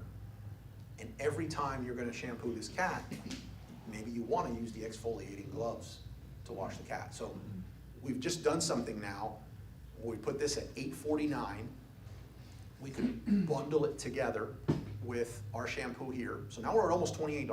I mean, I think we should discount it some, but value $28. Is there anything else? Does anyone think there is? Brush. Would you consider like a multi-pack, like 2-pack? Oh yeah, definitely. I would consider a 2-pack. I would explore scents. I don't know how that works with cats, but I can't imagine that scent wouldn't, be in play. I would look at like, this is total assumption. I don't know about these cats, so if anyone who does, please chime in. But like, I'm imagining their skin is sensitive. I don't know if there's dandruff or dry skin. I don't know if there's like an extra moisturizer that can be added in. Would a towel, wash towel, but I probably make the weight. I like a towel. I was actually thinking that wasn't what I was about to say, but I went down that. There's a brand called Udis. Guy talks about it, it's like Australian guy, I think, on YouTube, talks about Shopify a lot, but he sold a brand called Udis, and it was this like robe that you wore that fit you, but also acted as like it dried you. So I was wondering, is there a kind of like a cat-fitting robe towel that can go with this? Absolutely. You said a brush? Brush. I didn't think of that because of the no hair, but maybe. Massage something, you know. Well, we're this wrong category, bro. Yeah. But look at this. Hold on, where are we? We're gonna get here in a second. I was stunned. Look at this. So somebody thought about doing this. And I had already been putting this stuff together before I saw this. On a scale of 1 being garbage and 10 being amazing, like where do you put this listing, this image? This is a 1. It's horrible. And they got 10. And 49. At $49.70. Right? But where is this? Where is the cap? Right here. Oh my God, this is what I was trying to get at. The cap. Remember that thing we were talking about earlier? I was like, what's on the head of that cap in the shampoo? This is bad. Like, if I'm looking at this, but look, 50 of these have sold. They had 804 reviews. That cat looks like this person's about to be arrested for like abusing an animal, right? Like this cat does not look happy. Somebody should have done something. I think you could have just shown the hat. You didn't have to trick the cat. You know how hard it must be to get a cat to stay still for a photo like that? It is, for sure. But the thing is, there are these caps, and it makes sense. I'm telling you, anytime we wash the dogs or whatever, it never fails. You get a little water in your pet's ears, you're off to the vet, there goes $400, right? Or a few $100, depending on your vet. But again, this 20 shower caps, right? This is plastic. They're selling this for $16.45. Again, I'm not saying to sell this one, but this thing sells. This thing would also not change the weight of the product at all. So, which is important because you're paying for the shipping of this product everywhere. I would put these caps with some of these gloves. Oh, look at this, wet wipes with Pantheol for Sphinx cat everyday use. I have no idea. Anyhow, I don't want to go any deeper into this, but there's possibly even a wipe situation. Are they wiping their cat? Like, I don't know. But the glove, the cap, and this thing, where are we? I think is a home run. And I think you get this to $29.99. I mean, I wouldn't go, I would put $29.99, but I would be trying to stick $24.99. I think you pull off $24.99. $27.97 is amazing. $27.97. I would go high, but you have so much room there. As a matter of fact, with those accessories, you can still come down to match these people in price and not get destroyed. So you still have margin, just because there's so much margin on this product. So anyhow, let's talk it out. What does everybody think? I actually didn't think that was going to take that long, but it worked good for our timing for the beginner hour. You love the product, you hate the product. What do you feel like I missed? What did you see that you would do differently? We haven't even clicked into the listing. Like let's go into this. I'm clicking into this. Let's click into both. What do you guys think? Online, in person? Love it, hate it? Do I need to get a Sphinx cat walking around in here? This is the main. Question for you, because apparently those listings are on the top of the category. Do you think it's worth it to spend ads in that keyword when you are on the Yes. first person? Organic? Yeah. So should you run ads even if you're the #1 organic ranked? I mean, I've heard people argue the reverse of this. And if you're working with a brand or giving advice to a brand, they're definitely pushing back. They don't want to spend the money. But I think it is insane not to do it.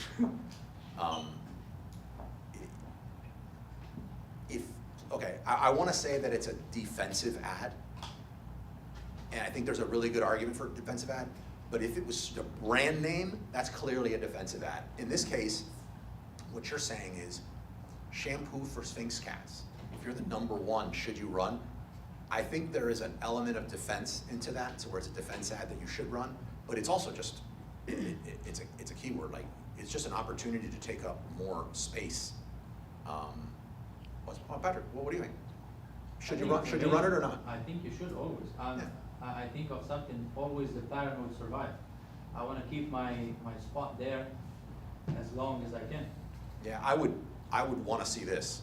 I love this name, Mr. Wrinkles, but, maybe a Miss Wrinkles.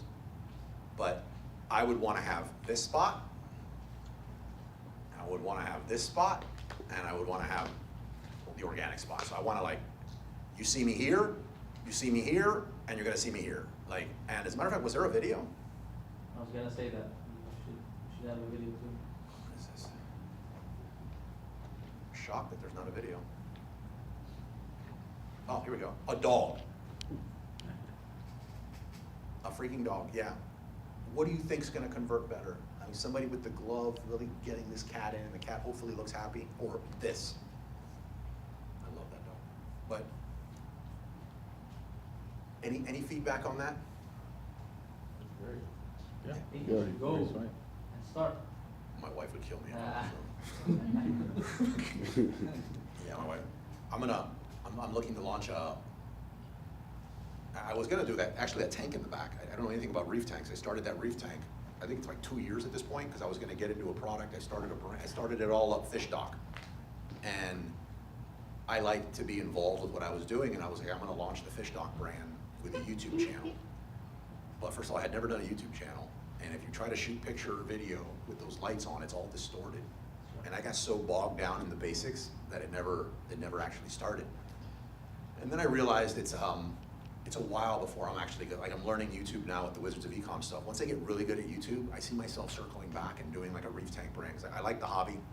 It's an expensive hobby, so the people that are in it, they're spending money. They're not trying to find the cheapest in blank, so that's something I like. But it looks like the next one I'm gonna launch, like towards the end of the year, we're moving our location. We're moving from here to Doral. Like, the idea is like something around Northwest 25th and the Palmetto, around that area. But right now I'm focused on obviously work, everything else, and the move. But after the move, it looks like I'm gonna launch a gummy brand. Not gummy the way you're thinking gummy, No, but like, I'm not thinking. yeah, I saw your smile. Like a gummy brand, and which I'll obviously show everybody as we're going through the paces when we do it. I was saying all that to say something. So like candy? Yeah, Consumables. yeah, are consumable. amazing. Yeah. I forgot, I was trying to make a point with that, and I I forgot was where I gonna was say going. that you should launch and you said I can't. Oh, yeah, so like, the next one I got clearance from wifey to do is the gummy brand. Yeah. Any other questions before we get into it? Feedback, something you didn't understand? I got a kind of not related question to this, but can you do like Yes. like, I don't want to say like fresh foods, but like cold foods. Like, can you do FBM through Amazon? Like ice pack, maybe like a drink or something, or Yeah. fresh juice, or Can you as do, an example. well, you got the mic there, so people heard you, but Yeah. yeah, you totally could. Yeah, on the live insect business, like, which is our number one business, is it's not just like as you're saying, it's not like you're shipping ice cream, but you have to be very cognizant of what the temperature is on the other side, because if it's freezing or it's snowing, everything arrives dead. So you gotta put hot packs, and if it's something you're shipping into the temperatures like we have in Miami, they'll be melted like slag. So you have to put cool packs. So, and that's obviously 100% merchant fulfilled. So yeah, you can. It's not, you can do it, but you're obviously gonna be limited on Amazon. Like, the true power of Amazon is Prime. You know, having your product in FBA, where close to 60% of the households in the United States have a Prime account, and a large percentage start their shopping experience on Amazon, and a percentage of them start with show me only Prime eligible items. You know, so like, if you have a merchant fulfilled item, you can totally sell. You can make a business out of it, but you're not really taking the full power of Amazon, in my opinion. Yeah. Any other questions from the stream, or? No? Okay. I think this is a winner. So Tropical Products, if you're interested in check it out. This would be obviously be a made in the USA product. Lots of factories you can find, which not out of any kind of like patriotism or anything like that. Just more out of like not waiting on a factory in China or Vietnam or India or wherever to make this thing and then ship it, and tying up capital for that long. The ability to just shoot to one of a bazillion factories in the U.S. Just be able to go talk to the person, check it out, place an order, see, touch, hold your stuff. I think that's a huge advantage. Also, if a person has a cat, they're not buying one of these. So do these things have subscribe? Yeah, look, subscribe and save, subscribe and save. Like, people are getting on a quick subscribe and save with you on this. Another thing that I like to do is there's a tool called Ahrefs that I love, and it's a little beyond Amazon, but I look at this when I'm in this stage. I used to use one called SEMrush, they're almost the same. But I would go in there and I would look for like, what are the top sites on Amazon that are dedicated, not just to cats? What are the authoritative sites on Sphinx cats? And I would see like how they're ranking and stuff like that. Like, do they have something dedicated to, you know, how to care for your first Sphinx cat? And I suspect it would be very easy to rank off Amazon for those sorts of articles and really direct traffic to these listings, especially for niche sites. So for a product like that, how much capital would you need, like, to get the whole thing? How much capital do you need? Well, this would be one of those ones that, one of these rare exceptions that flies in the face of the advice that I'm giving everybody now, because I'm absent additional information. I think you need $30,000 to $50,000 to do a private label right now. As a lot of people have pointed out, closer to 50 than 30. The closer you get to 30, you better have the experience, right? Can get you closer to 30 than 50. And you need a lot of experience at 30, and there's not a lot of room for error, right? You're just starting this, there's nothing wrong with making mistakes. You're probably needing to be close to 50, and be careful, it might go a lot higher. When I say that number though, I'm not saying that's your inventory. It's a mistake a lot of people make. You shouldn't spend more with private label than 30-35% of your capital in the actual product, because you need roughly a third to operate, and you need a third to reorder before you've recovered all of your funds from the products you ordered, so you don't run out of stock.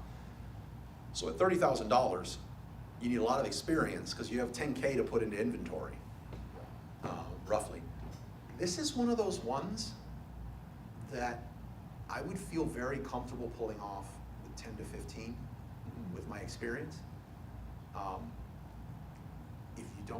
If you don't have my experience, I would leverage the group and ask questions of, like, there's a lot of savvy sellers that are in here. Patrick, super open with information, myself, a lot of people here. So I would just maximize that as fast as possible. You're gonna have to come clean with what you're selling to a few people if you wanna just get that great information. And I think you'd probably be able to do the same thing. I don't see this one as having much, if any, risk. But this is close to unicorn status for me. Is this niche, like, I don't know if there's anyone on the stream or here secretly like looking up, well, what is the search volume on this? You're not retiring off of this product, right? But you're paying all your bills with it, right? You're probably gonna be able to expand into big box retail with this. You're gonna be able to set up a very easy external website with this, like on Shopify that's getting a bunch of sales. You're gonna be able to grow an email list. Like, it's a lot of stuff. There's a lot of benefits of this. I am a fan of, it doesn't matter how small the niche is, as long as I'm the one dominating it.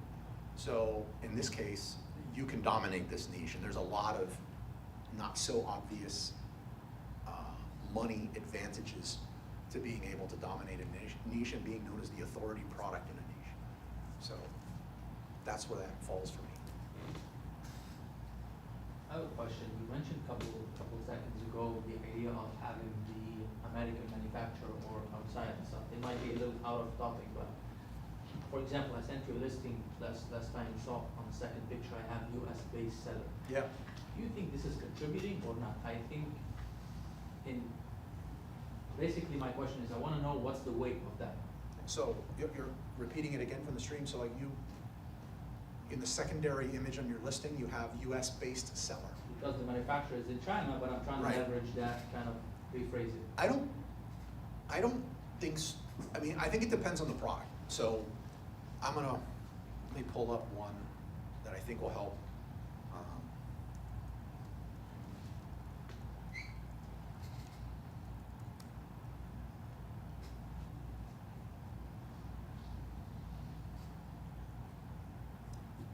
Hold on. I want to show you guys this, so I have no idea what's going to pop up here under my orders, so sorry.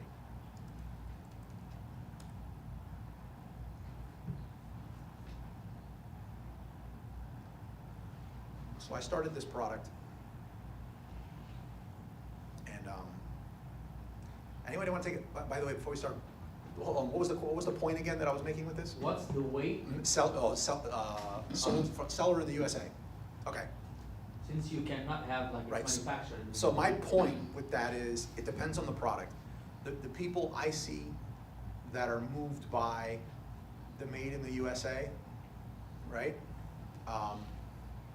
For certain products, they get, like that has a big impact. Just showing USA or the flag helps a ton with conversions for certain products. What I've seen when we pick food it is when we did that one is, small business in the USA, made in the USA. When we showed it, nobody read it. People were saying for the one that said small business in the USA, they were saying that they were buying it because it was manufactured in the USA. They just saw the USA and they just converted because of that. But for some products, it didn't matter. For consumables and for a lot of beauty products, even though on the beauty side this is really changing, they wanted to know that it was made in the USA. But I feel like what's really changed that is there's some phenomenal like beauty brands out of Korea, for example, that are really changing the way people are perceiving beauty products and where they're made. But for consumables, huge. It should say, as long as they see where it's made, and for some people that it's not made in China, it works. What about commercial products? Like the same nature of products that I said. Yeah, I think okay, so in that case, if your buyer, if it's very business oriented and it's businesses, they don't care. Okay. Yeah, unless the business has like a quota that they need to purchase X amount that's there, but in that case, it wouldn't even apply. But no, businesses don't even care. Businesses are like, Doesn't hurt though, right? I need to have one of these things out there. What's the cheapest one I can get that doesn't look like an eyesore? Yeah. This particular product though, we sold out currently, but this one we started and we went with made in the USA. No, we went with sold by a business in the USA. It's not made in the USA, it's made in China. That had I think you see the flag. No, I think it used to be here. But that one had a huge impact because it was tapping into like the MAGA crowd, or like a lot of that other one. It was like Claymore, it was like war. It was, you know what I mean? So that one, for that type of product like that, yeah, it's connected. Like those have a really big impact. But this is another unicorn product, by the way. I mentioned to a lot of people how it's important to pull a mold and create something different. So this person wanted to be into Bluetooth speakers. So you got Bluetooth speakers. And then we went and I tried to take those steps away. And what we got to was something like just super, super niche. And it's a Claymore, like landmine shaped Bluetooth speaker. And as you can see, currently sold out. Anyone want to take a guess how much money? I have the product here, we can look at it later, but anyone want to take a guess how much money we spent in ads on this product What's the price? to get over $1 million in sales? No, what's the product price? Selling at $98. Ooh, okay. Yeah. So your question is How much do you think we spent in ads to get $1 million in sales? monthly or in general? In general, to get the $1 million in sales? $1,000, No. like nothing. 250K? I'm gonna say, You're closer. yeah. We spent about $1,600. Oh, that's nice. It's a unicorn That's product. nice. There's nothing else like it. It has 72 reviews. How often do you see 72 reviews, million in 1.5. sales? Can't keep it in stock. But had we gone with what everybody knows and accepts as what a Bluetooth speaker looks like, we would have spent $250,000 in ads. We barely have a profit margin. Call of Duty's coming out. You know. Call it, yeah. It's coming out, yeah. And the way I know you, Yeah. you like to do your marketing, that's why I raised I'm not my, even my selling bar, something. I was like 250, because Yeah. I know you go like all in or you don't go. Yeah, but this is, we're ready to go all in. The thing is, Yeah. when you see you don't need to go all in, You don't go all in. yeah. So much So money. now we're thinking about doing Another like, version, oh man, I'm gonna put everything here. I'm gonna do an American flag, I'm gonna do a Blue Lives Matter, and All Lives Matter. We're gonna do every lives matter, every freaking lizard's life, everything. We're just going wide on this thing, as many variations we possibly can on this. And you want a speaker that looks like a Claymore, I'm selling it. I really don't care, it looks good. is my thought on it. But yeah, no, it's. So the thing here though is, this mold was thousands of dollars to be able to get a mold to be shaped like this product. Quickly recouped it. But a lot of people are like, I don't want to spend thousands of dollars on a mold to have a differentiated product. I want to test it. I want to know that it works. Had we done that, it would have been really ugly. Instead, you recoup it. Anytime you can be differentiated and scroll stop, like we talked in the beginning, that is a huge advantage. Yep. What made you go with, like this particular mold? You know, Of the Claymore landmine, Yeah. because the other person involved with this, they work at an ammo manufacturing facility, and they're into hunting and stuff like that. So I've never hunted in my life, but I heard ammo, and then I was like, you know, do we do something shaped like a grenade? Do we do like, is there like a shotgun shell speaker? Like, I was trying to go through all these things, and I was like, oh, you want it to look just like the product. Like, so if you had a grenade, it would be, you pulled the pin out and it started. It was like the play button. So you had to do like a lot of cool stuff with it. In this case, when you were just looking at products that were like military or war or police, stumbled upon this, and it's like, this is what it looks like. It's like, all this is on point, and we just changed everything to be something for the speaker. Even this, front toward party. This is the part you aim to say which way the thing explodes. So there was a big argument, do we even have this on here? Does someone just want the plain speaker? Like, why would you put that? I was like, no, we want it to be as authentic looking as possible. The stand is amazing. Even the stand, I mean, look at the stand. The stand are the things, the prongs that you would put, everything is, but again, all this was a mold. We could have saved a few $1,000s if we didn't do these.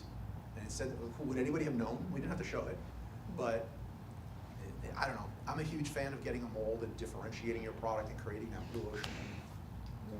All right, got a question here? From the stream here. Someone's asking, how long should you stick to a private label product before deciding if it's a win or not? Oh man, that's such a good question. And then they said 10K. I'm not sure what that was referencing. but- 10, 15K, I think he was probably throwing a number out there as to how much it would take to launch this. Well, you could launch, if we call launch buying the product and getting it to FBA, you could do it under 5K. I think you can do this under 5K. My thing though is that's not a launch. You now need to spend money in ads. There's going to be the creative here. I mean, if you go with AI to create the cat, and when you start doing a lot of other things and you start inviting risk, if you're not cutting any corners, I would pull off some great branding here, packaging and everything for under $2,500. I know some people that say they could do it for $250, but I would pull it off. It would probably cost me $250. I would probably be putting another $2,500 into the listing creation and the images and everything like that. I mean, I would just be, I want all these different color cats. I want a purple one. I would go get, like, I would invest. Again, just like the Claymore landmine, my investment, the more I invest in there, it is going to pay itself back even quicker. So like, but yeah, if you just want to get the product and send it there and you don't really care what the packaging looks like, you can do this well under $5,000. Oh, look, I didn't see this. Long hair, short hair, Sphinx. How do you have oh, they didn't even do this right. They're just merging the Sphinx one with their existing long hair, short hair. Anyhow, that's a story for another day. That's not good at all. Not good at all, no. And there was another question earlier, I just overlooked it. The person said, Alejandro says, are you only allowed to change the main image if it's your own product, not when you're reselling another brand? So, I don't have to repeat it because you're reading it there. So Alejandro's question, if it's your private label product, you have brand registry, you can change the product. The other part of that's kind of a loaded question. So if you're reselling the product just like a whole bunch of other people, then no. But even, I would say 99% of the time you can. What matters is who has the authority on that listing. So there's so many things that contribute to who has the authority on the listing that I don't even know all the things that's weighed against. But I would say the person that's contributed the most content to the listing, the person that maybe created the listing has a lot of weight. The person with the most sales on the listing has a lot of weight. You do get some weight towards, you see this a lot, you'll have wholesalers and there's like 10 people selling a product, no one's running ads. So technically you're supposed to share the box equally amongst everyone, assuming everything's equal. But a lot of people don't realize if you just turn on ads, even with a tiny budget, like an inconsequential budget, you get significantly more share in the buy box just by virtue of having the ads on. Amazon says that's not the case.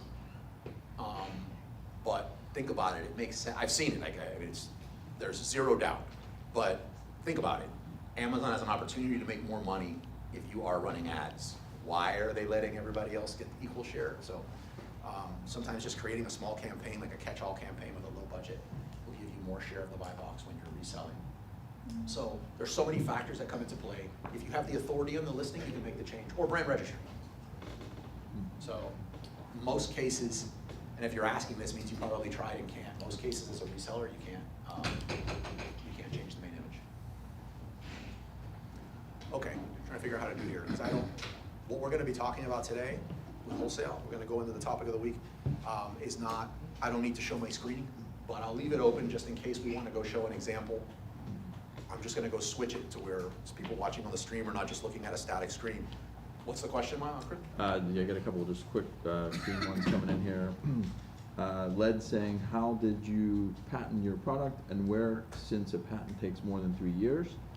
And then another question after that, Vidor says, is the retook in process for the Claymore, I'm assuming restock in process for the Claymore speaker? Yeah, restock is in process for the Claymore speaker, and as far as patents, you do patent pending, and you go through the patent submission process. Yeah, you get your patent filed, and it goes through the process, and in the meantime, it's patent pending. You patent The Claymore. no, the other one. The speaker. The green one. Yeah. Yeah. Where is it? Yeah, the one that I showed earlier. Yeah, because it's his mode. Yeah. In that case, it would be a design patent. But other design patents we've done in the past, like for example, we don't even sell anymore, as we did a design patent on a design of a wine decanter. And this was in like the early days of us selling. How much could it cost a design? A design patent, for example, on the wine decanter costs, it depends on, like, first of all, how many different things you're getting the patent on, but for that one, I think we paid, I think it was like about $3,000. But I've gone into some other processes for patents where it was like, on a utility patent side of things, where like on the low end, it was like $30,000, and it could be more. So it just depends on like, how complicated the product is that you're getting complicated. If you're interested in that, I feel like I don't feel comfortable talking about like patents and stuff because it's not my strong suit. But if you're interested in, like, the most authoritative person I know about patents is a guy named Rich Goldstein. And if you're a member of the Wizards of Ecom Academy, where you get the recordings of all of our classes, there's 2 or 3 sessions we have with Rich Goldstein in there. He even has one where how to source for private label products using expired patents. So he shows you how to go into the United States Patent Trademark Office, search for expired patents for product ideas to sell, which is, it's phenomenal because what happens a lot is, and I get approached a lot by like inventors from the group, and they're like, I want to sell this thing, and I'm like, the one thing almost all of them have in common, and they're great ideas, is that they have a lot of ideas, but getting the idea to patent usually takes all the capital they have. And they're also so smart in this one area that marketing is something they really don't have time for, and like all the other stuff that happens afterwards.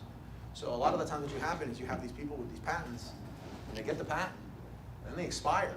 It's not like there was an issue with the product, it's just somebody didn't know how to sell it, they didn't know how to move it. So it's a great opportunity to revisit some great ideas. I highly recommend it, it's in the video bowl. Can I add one little thing there? Yeah. Perfectly fits what Carlos is saying. And the nice thing about patents is that you cannot renew it once it expires. So if someone had a patent for like whatever amount of years, you can go and take the patent that they already did because they're not allowed to renew it. So if they worked hard on creating the patent and made it great and all of that, but if it expires, you can go and grab it from there and continue what they have. Absolutely.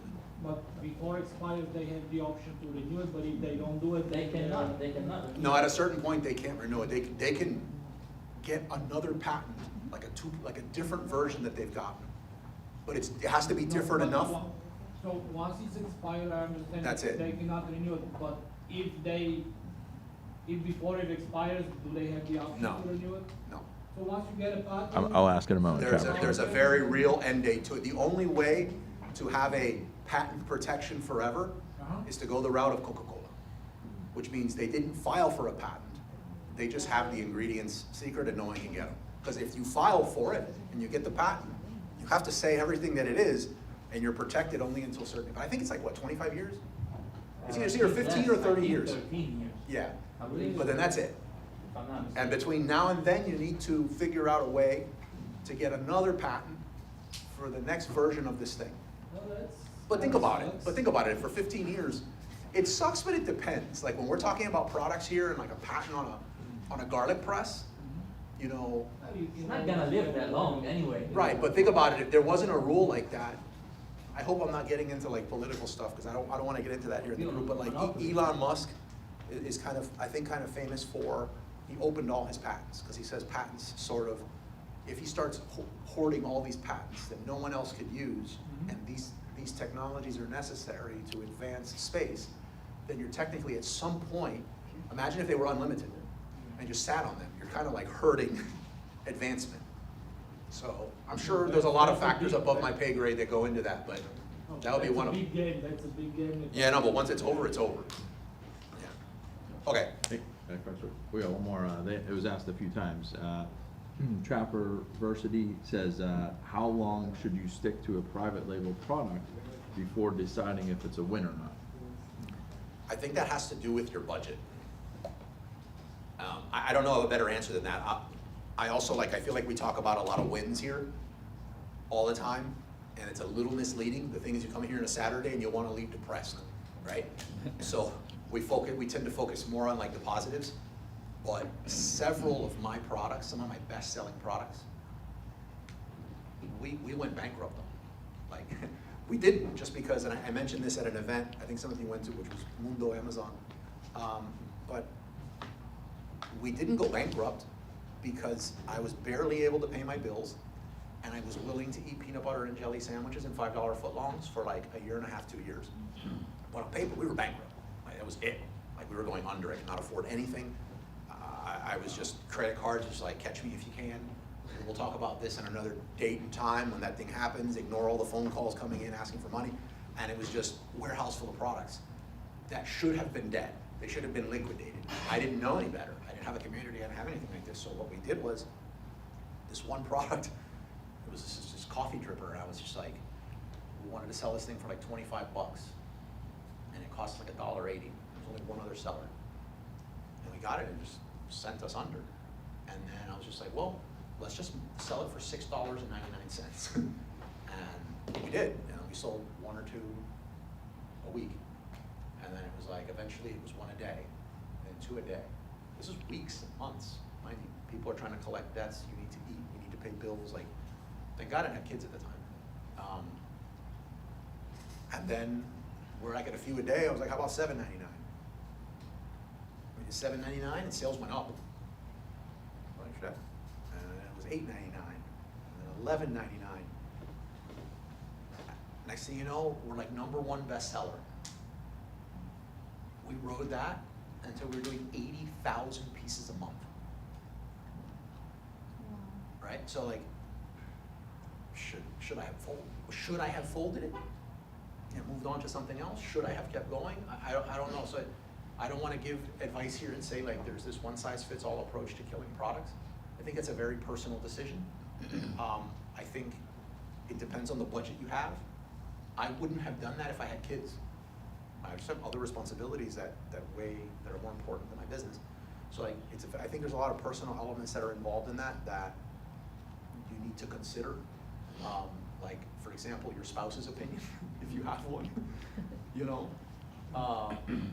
that you got to think about. I will say though that I will definitely say though that there is a huge problem amongst sellers, and that is you put in a bunch of time. There's like a name for it too, but like you put in a bunch of time to create this product or get this account, and then it doesn't work out, but you're like, I can't quit. Like, I'm not a quitter, I'm gonna keep going, but it's throwing good money after bad, and there is times when that should stop. Like, if it's your only product and your entire livelihood is dependent on this thing, and you're bringing back a 3% profit margin,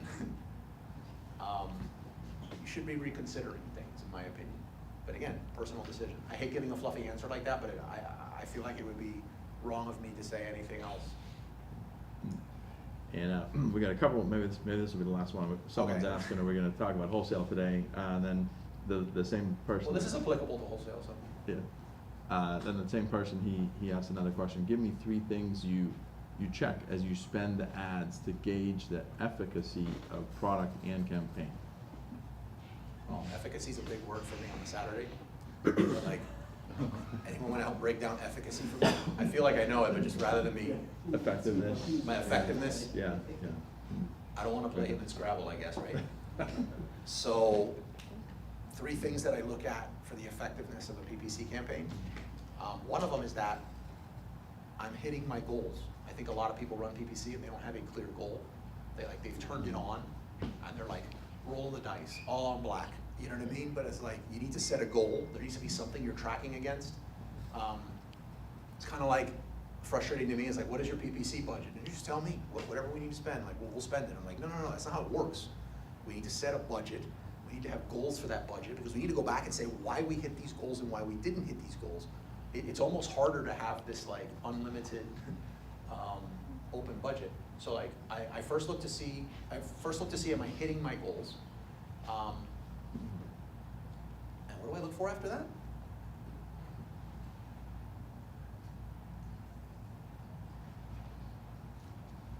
I look at Conversions maybe, or like what do you? I do look at conversions, but I'm just trying to be sincere here. I know all these things that I'm supposed to say that I look at, but Impressions?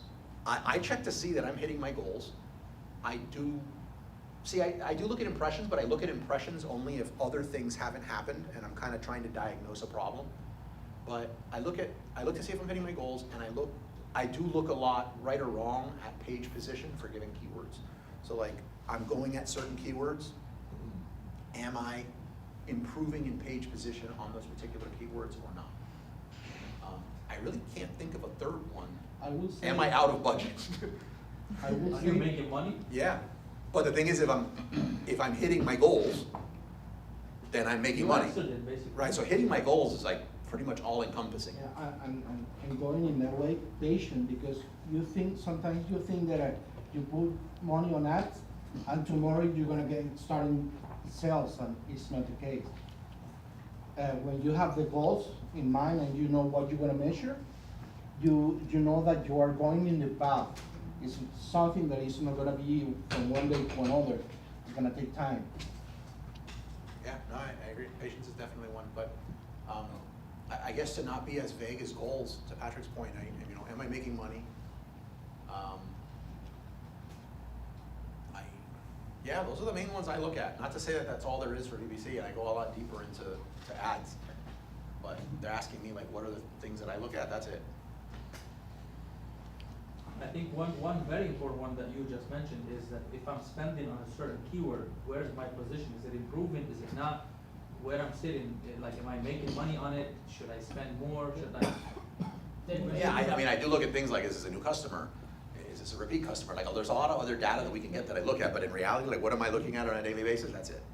Maybe a better question will be what the goals are, you know, maybe the goals is not profitability in the beginning, it's, you know, for the first whatever amount of months, I just want to improve rankings, those are my goals, that's my budget, and, yeah. Yeah, well, great point. The goal. Yeah, great point. I don't know if that was the person's intent, but what are 3 things you should have into a goal? I think that's really important. Like, are you are you trying to improve your rank? Are you at a certain point in your product's life cycle that it's just pure profits at this point? Like, this has to be as much profit as I can make, you know, per sale. Yeah, I mean, you might have you might be just going at a total loss leader to bring people to your listing. So like, it all comes back to your goals. Impressions, conversions, all that other stuff, like, yes, ACOS, tacos. Let's clap when Carmen comes in to make her embarrassed, by the way. Thank you. You're welcome. Yeah. Can I ask a very quick question? It's about the example you gave before, that when you went up in price for the product that, you know, it took some time to lift off, then the sales jumped. What is your explanation? Is it because people thought when it was too cheap that it's not a good product, and when, you know, when it got a little bit more expensive but not too expensive, oh, that's a quality product? Or do you have any theory why this thing happened? So the question is, any theory as to why sales increased on the product I mentioned as an example when I went up in price, Yeah, like instead of from going down? $7 to $12 or something like that. I think it was like, I think there's a lot of products and services people buy that price is not the greatest factor in play. Like, if you're looking for, the only one I can think of is, I actually have this experience. I went to go buy something for my wife, her kid was just born, and it had to do with like baby bottle, like the baby bottle nipples that you put on there. I wasn't looking for the cheapest plastic baby bottle nipple that I could find. On the contrary, I was trying to find the best with all the awards and the prices going in my kid's mouth. So I could say that I was not price sensitive I think we're all at a certain point price sensitive, but I was not price sensitive in that regard. In this case, it was a coffee dripper. So a coffee dripper is indirectly going to be touching something that I'm consuming. For people that are aware, they might not want, you know, leads and trace metals and stuff like that in the dripper. That's going to be touching their coffee.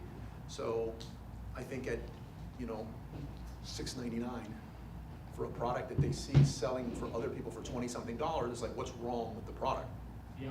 At $7, there's still a problem. When I went up $1 from $6.99 to $7.99, there's still a problem with the perception there, but I'm beginning to catch some of those people that are like, I really don't care if it has metal, I just want one of these drippers, or I broke so-and-so's, I need to replace it, I don't care. Is kind of what comes into play there. Like, if I'm looking to hire people on the team, I see this sometimes. And I see I can get this person that lives in such and such country and they're willing to work 40 hours a week at $3 an hour. I won't work with that person. Like, I'm not working with you if you're doing this thing at $3 an hour. You don't yet know the value of your time. I mean, I'm trying to get a deal here. I need to make money off of what's going on here. But if you're doing this for $3 an hour, you're gone when somebody offers you $4. You don't understand what's going to be demanded of you, or you would not be asking for $3. You're just not aware of what's going on in the industry. So that would be a good example. If that same profile came in and they were asking for $9, unfortunately, they'd probably get through and get into the interviews. So, yeah. Yeah. Let's. I know there's a lot of questions, but let's jump into wholesale. That's it. I like seeing Carmen back there. All right. I'm gonna shut these down.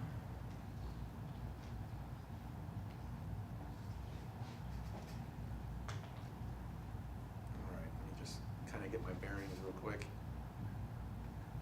Okay. Who here is actively selling with Amazon Wholesale? So I know where to go with this. A few.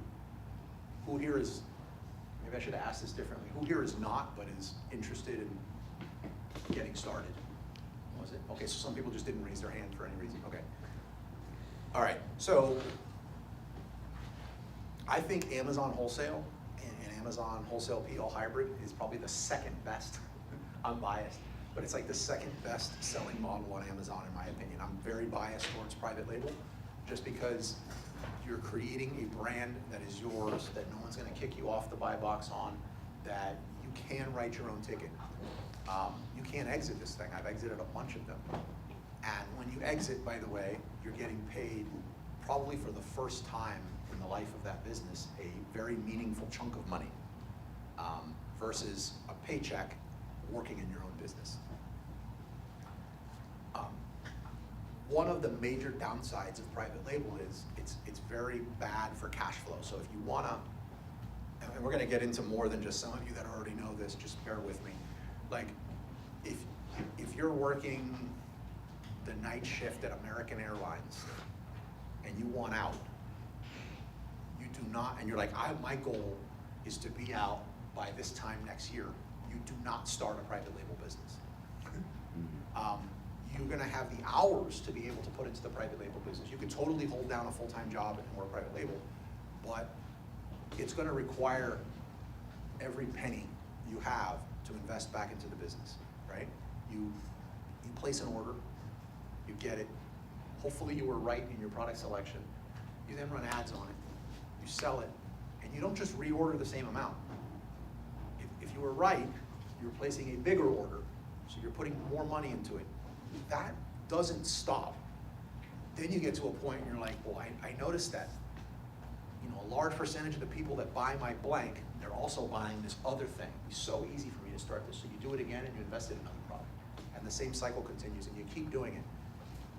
And every dollar you pull out and pay yourself and put in your pocket is slowing down the growth of that business. So I'm in some chats with some really high volume private label sellers.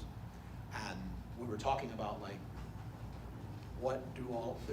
we come from different backgrounds. Some are engineers, some are, elementary school dropouts. We're all over the spectrum. But one thing almost all of them had in common is that they kept their job that paid them while they started their private label. And it was something that almost all of them had. It was like the only thing that almost everybody in that chat had in common.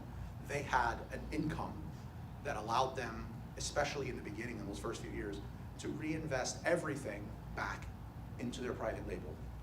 That is one of the secret sauces there. So I think that's one of the greatest things holding people back in a real way when it comes to private label. That is not the case with Amazon Wholesale. I got into Amazon Wholesale almost 15 years ago, and it was a lot easier back then to get yeses. Like everyone told you yes. They just assumed you were a storefront. Not the case anymore, but your ability to order a product, you can do wholesale outside of the US, but majority of the time we're talking about a product that's in the US. You're ordering a product, they're shipping it to you or a 3PL or maybe directly to Amazon, and you're able to turn your inventory sometimes monthly or every other month, unless you're getting locked into some, getting some discounted deals for having to order more inventory, but you usually can turn your inventory pretty fast. Not the case with private label. Private label, I order something from the factory. I mean, it depends on Carmen, I think you deal with different types of products than me. I don't know what your turnover is, but for my products or for the product that I just shared with you guys that went from $6.99 to $7.99, it took 60 days to make. So about a week or two for them to confirm the wire and order the supplies and start. It took 60 days to make. It took a week to 10 days. Rarely did the stars align that as soon as it was ready, it was moved off to a ship, but it took a week or two for it to get to the ship. Then it took a month for it to come over. Then it took like a week, depending on if it was my whole container or was I sharing a container, to be deconsolidated and then to be sent over to me. And then, back then it was quicker, but now you could be looking at weeks to get it fully checked in and buy. So that's 120 days, roughly. Then you sell it, and maybe you ordered enough inventory for a few months, and you start the process again. most of the times you're lucky if you turn that over twice in a year. With wholesale, I can turn stuff over 5, 6 plus times per year, depending on the vendor. To me, that makes, when we go back to that example, if I'm working at American Airlines on the night shift and I want to leave my job, whatever your job is, nothing against American Airlines, but if you're like, I want to quit my job by X time and replace my salary and benefits and all the things that I'm responsible for in my life with my own business, wholesale will allow you to do that. Still, don't quit your day job until you get that. It's a very, you want to make sure you're making enough money and you don't just get this one product from this one vendor that you technically could leave and you just make the leap. That's too risky, but wholesale is going to allow you to do that. So wholesale is a very cash flow friendly, or can be a very cash flow friendly business. The time, in my opinion, that you need, well, the money, let's talk about the money. I think that you can still technically start a wholesale business for, about $5,000, but 10 has you sitting in a nice spot. Remember, you're not going to replace your salary starting with a $10,000 budget on wholesale, but to get started. I want to cover some of the basics before we get into some of the more meaty stuff. You can do it with 10,000. You can do it with 5,000. You can do that with a credit card. It does not have to be liquid cash. What am I missing here? By the way, any questions, feel free to interrupt as we go. Yep. Ramon said $3 an hour people can do good work. Yeah, that's Ramon. Ramon's one of my best friends, and why is he not here? By the way, why are you not here, Ramon? I expected to see him. I expected him to see him. I haven't seen him either, yeah. I'm dying to hear. He decided he wanted to go first week of summer to Disney with 2 kids. I think he's still in shock. He's not going to admit it because I gave him such a hard time about that. He's going to come here and say it was the best thing ever. It was like a life-changing experience and the whole family feels closer. No way. Right, yeah. I love my wife and kids to death, but I would be like, I'd be searching for divorce attorneys a week in Disney, in the sun, with small kids. Like, no. In case my wife's listening, I'm just kidding. So I hope he's coming by, but he would work with $3 VAs an hour. He totally would. He's not joking. So you can start with 10 to 15. It's great for cash flow, unless you do like Ramon did and decides that he was going to get into apparel. If you wanted to pick like the hardest thing in the world to get into in wholesale, imagine sending your 3PL. I remember one conversation one time. I think he sent like, he doesn't care if I say this, but like 2,500 or like thousands of pairs of shoes that had no external verification on the outside of each shoebox as to what was in the shoe. And there was variations like 9 different types of red. Right, so so unless you're a total masochist and you do something like that. No, but he did very well on wholesale and he's pivoting. Early days in the meetup group, we used to joke. And in case you hear me slip and say this, I don't want no one to be offended, but this started with Ramon. So Ramon started with arbitrage, then he went to wholesale, and I said, you're evolving. Eventually, you're gonna go from crawling to fully erect walking, and that's private label, and this would be, say, arbitrage. But again, it was just out of jest, so if you hear me say that, it's not an attack on your selling model or you. But, so you can start wholesale with a lot less than you can with private label. You can turn your inventory a lot faster. You can go full-time, if that's your goal, a lot quicker with wholesale than you can private label. Now, if you were at the presentation last week, or you've heard about it, or you're watching it in the vault, private label wholesale hybrid, or wholesale private label hybrid, that is also an opportunity when you're out there looking for wholesale. You can start creating your own listings using products from the whole, and we'll get into some examples as we go in case that doesn't make any sense or you weren't here last week. So, a lot of opportunity there. I'm trying to make sure I cover the basics before we get into some of the... What about a private label source from the United States? Are there any opportunities then you can really cut the waiting time for? Oh, absolutely. Yeah.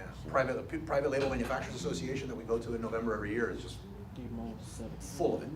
The catalog I showed you guys that you can get from the Wizards of Ecom app online is full of nothing but US-based manufacturers that want to work with you. Can they be competitive enough with China? Or more. Yeah, or more. PLMA. Yeah, PLMA, or more. Yeah, or more. I've noticed for big items, the other one is Alliance ThomasNet. products I'm If you look at selling. thomasnet.com, there's also a great way to connect with US suppliers. Now, there's some products that you just have to get made in China. But, okay, so wholesale.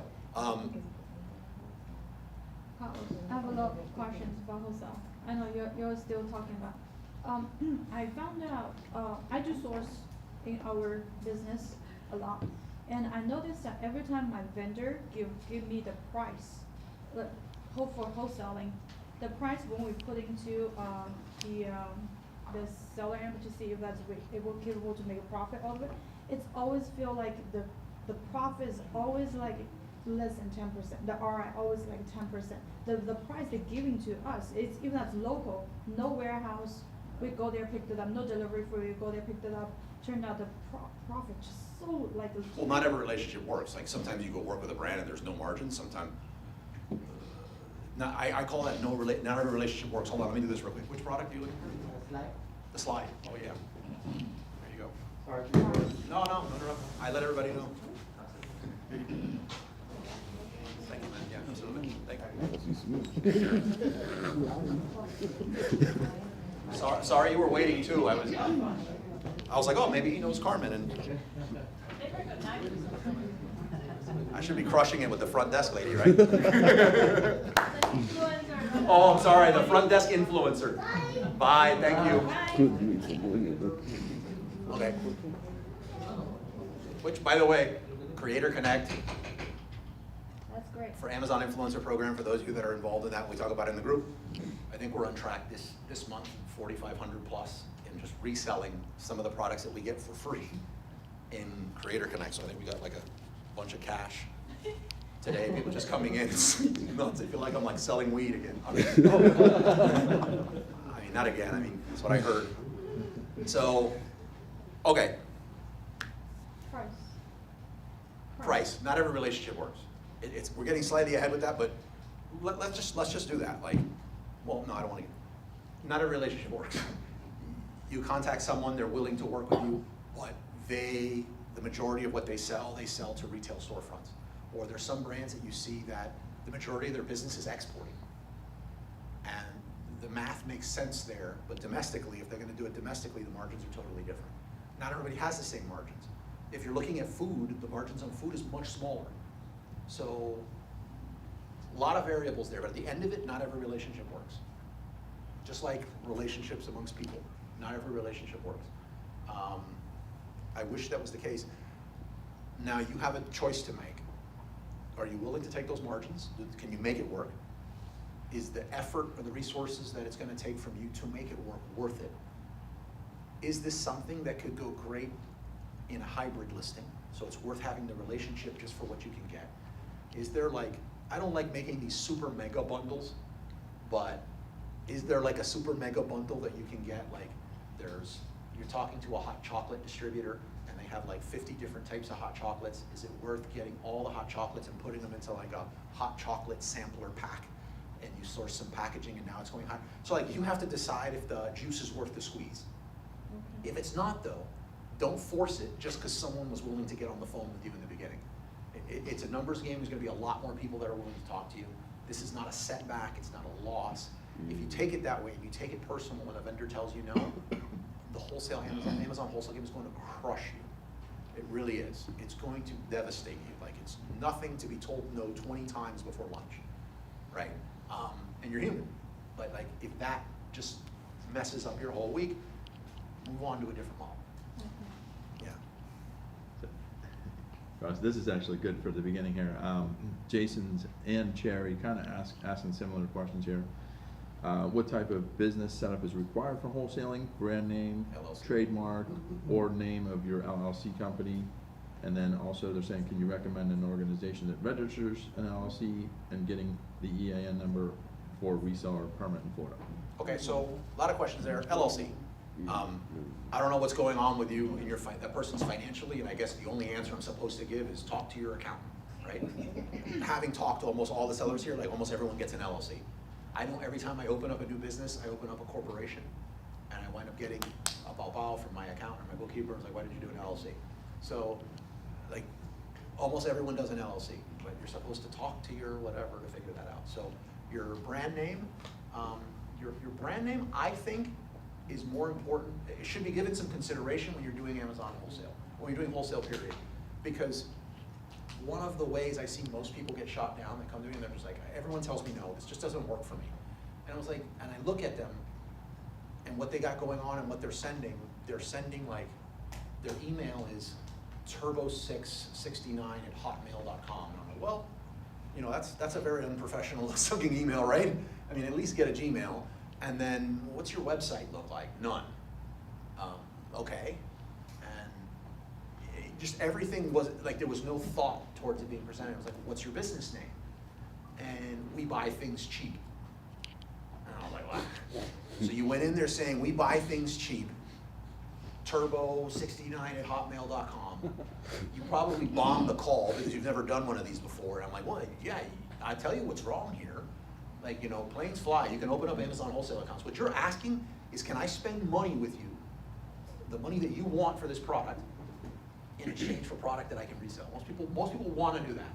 They just have some concerns as to, like, can you assure them you're not going to mess up their brand? We'll get into some of that, but, like, at the end of the day, that's what you're doing.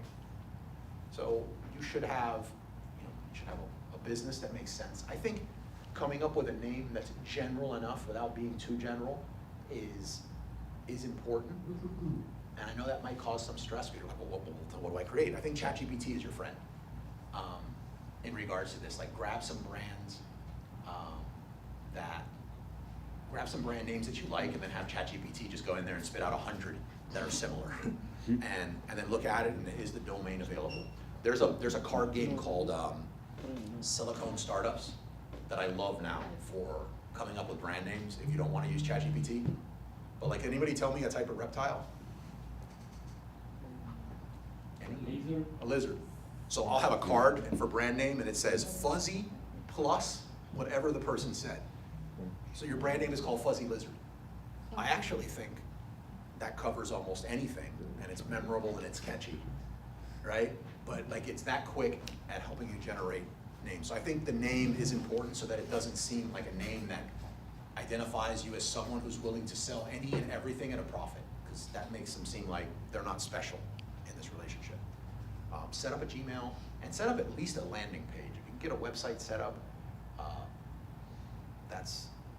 that's great. What would you recommend to have on the website? Now it's really easy to open one, but what kind of content? Why do you say now it's real easy to open one? Just curious. Oh, I used to have a website a long Okay. time ago. It was, Yeah. I'm actually trying to put something together that's like let me not get into that because it'll sound like I'm selling something, and I'm not selling anything. But what you should put on the website, we're gonna go into that deeper. But one of the things I would say is, when you're going to approach a brand, for those of you that have approached brands to resell their product, what is some of the things that they have an issue with? So one of them is something called map pricing. They don't want you to sell below X price, right? And there's very real reasons why. So they don't want you to sell below map price. So you know what, how about this? Go on Google and search for why is map pricing important for brands? Grab the 3 best articles, go into ChatGPT, and say, rewrite this article about the importance of obeying map pricing, and then have those as the 3 hero blog articles on your site that also mentions, the brands that you're reselling. So now, when someone's checking you out, they're like, well, that's not an issue with them. They know it. They write on this. So, like, what are those topics that they have an issue with you, or they're concerned about you doing or not doing, and have those in the form of, like, blogs or articles on your site. Would you mention that you're an Amazon seller on the website, or maybe just more generic online seller? Those are, of course, specific questions, but So should you mention that you're an Amazon seller on the website? yeah. If you're selling online, anybody, you have to have an Amazon plan. Like, if you don't have an answer for Amazon online, you're probably going out of business, whether you like them or not. So they're like 60% of the conversation on Amazon. So I don't identify, I don't like to, like, identify as I'm just an Amazon seller. I'm a digital marketer. I sell off Amazon, I sell on Amazon. I do more than just Amazon. So in our first introduction, if I just say, I am an Amazon seller, I think that's not the right message to communicate on the brand. If you want to show an Amazon logo, show Newegg, show Walmart, show Amazon, show Shopify, show all these different things that you're about. You're just like everybody else. You're omni-channel. So, okay. So setting yourself up when you do talk to one of these brands is, I think most people just die right there. Set up a nice, preferably a domain email that is, ting@ting.com. And your email will say, your domain name in it. But if you're not gonna do that, at least get a Gmail. That doesn't look like 50 digits, right? Just something that seems like normal. I think having a web page makes sense. Having a phone number set up makes sense that you're actually gonna answer, maybe that has a voicemail set to it after hours so you can get back to people and they know this is a legit business. The other thing I wanna get to is, before we get into like closing these people and getting more yeses and what to do with no's and all that stuff, is method of communication with, when you're talking to a brand or distributor, right?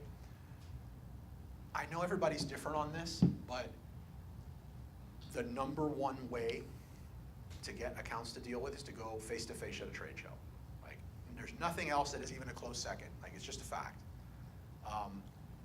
For every trade show you go to, you're gonna close some accounts, versus for every 200 you cold call, you might get a few leads that say, call so-and-so back, and someone picks up. So going to the actual trade shows is by far the best one to do.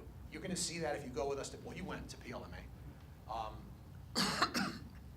You guys had several products that afterwards you were actually talking to the decision makers on and deciding whether to pull the trigger and getting samples and all that stuff right then and there, willing to work with you. So like, going to the trade shows, you need to understand that, because afterwards, because you're gonna say, I don't have time to go to the trade shows, or I don't know what trade shows to go to, and you don't, you're gonna get too bogged down and say wholesale doesn't work. But just understand that the number one way to close accounts that almost anybody can, you're deciding not to do, right? So going to trade shows is the number one way.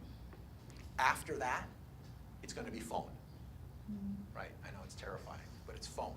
And then sometimes talking to the person in the show is also gonna require a phone. And then the last one is email. Is filling out a form or just cold emailing someone. Like, when's the last time somebody just cold emailed you in your inbox and you actually said, yes, let's jump on that meeting and let's have this deal, and like, I'm sold. No. You don't. It's the worst one. Yet it's the one where most people do it. I'm gonna say this, so probably no one's gonna ask, but normally if we were talking wholesale at the end of it, someone would come up to me and say, can I use your templates? Can you just send me your templates that you send people via email to close these accounts? I don't have any. I should now with ChatGPT, but I don't have any of those templates. It's very different based on who I'm talking to.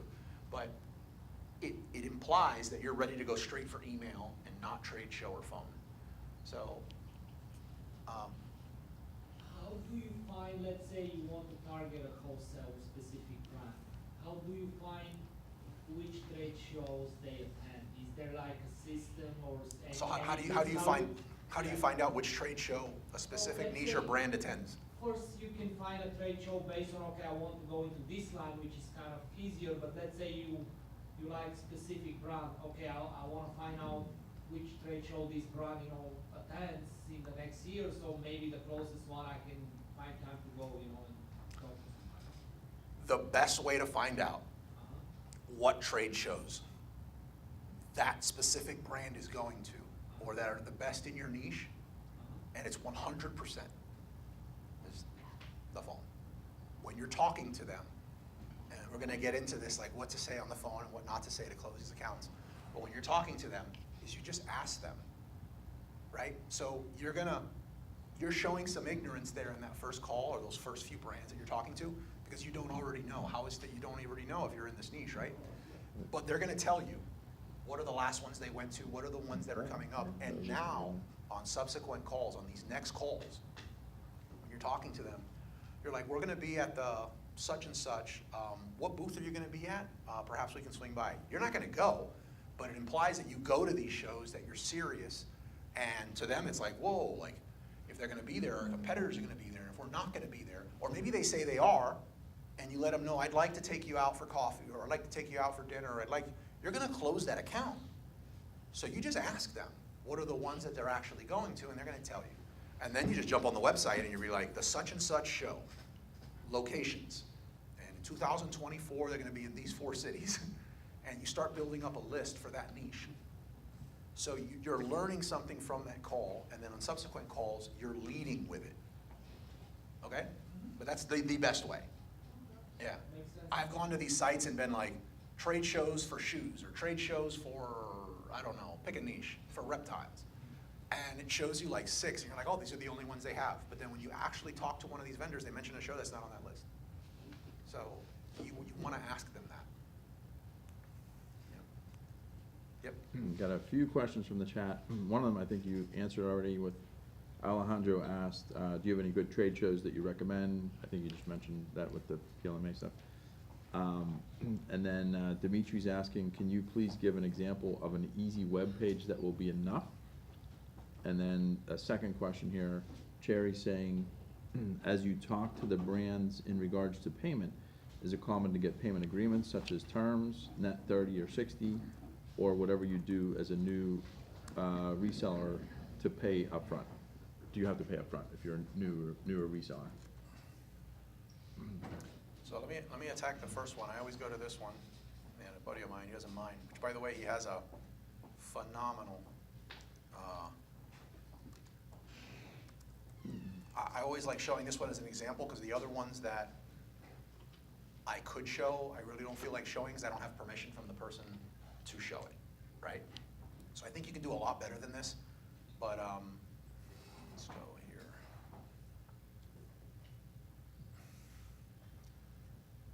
Oh, wow, I think oh no. Well, they're updating their site. Well, this is bad, but let me see if I can get rid of this and.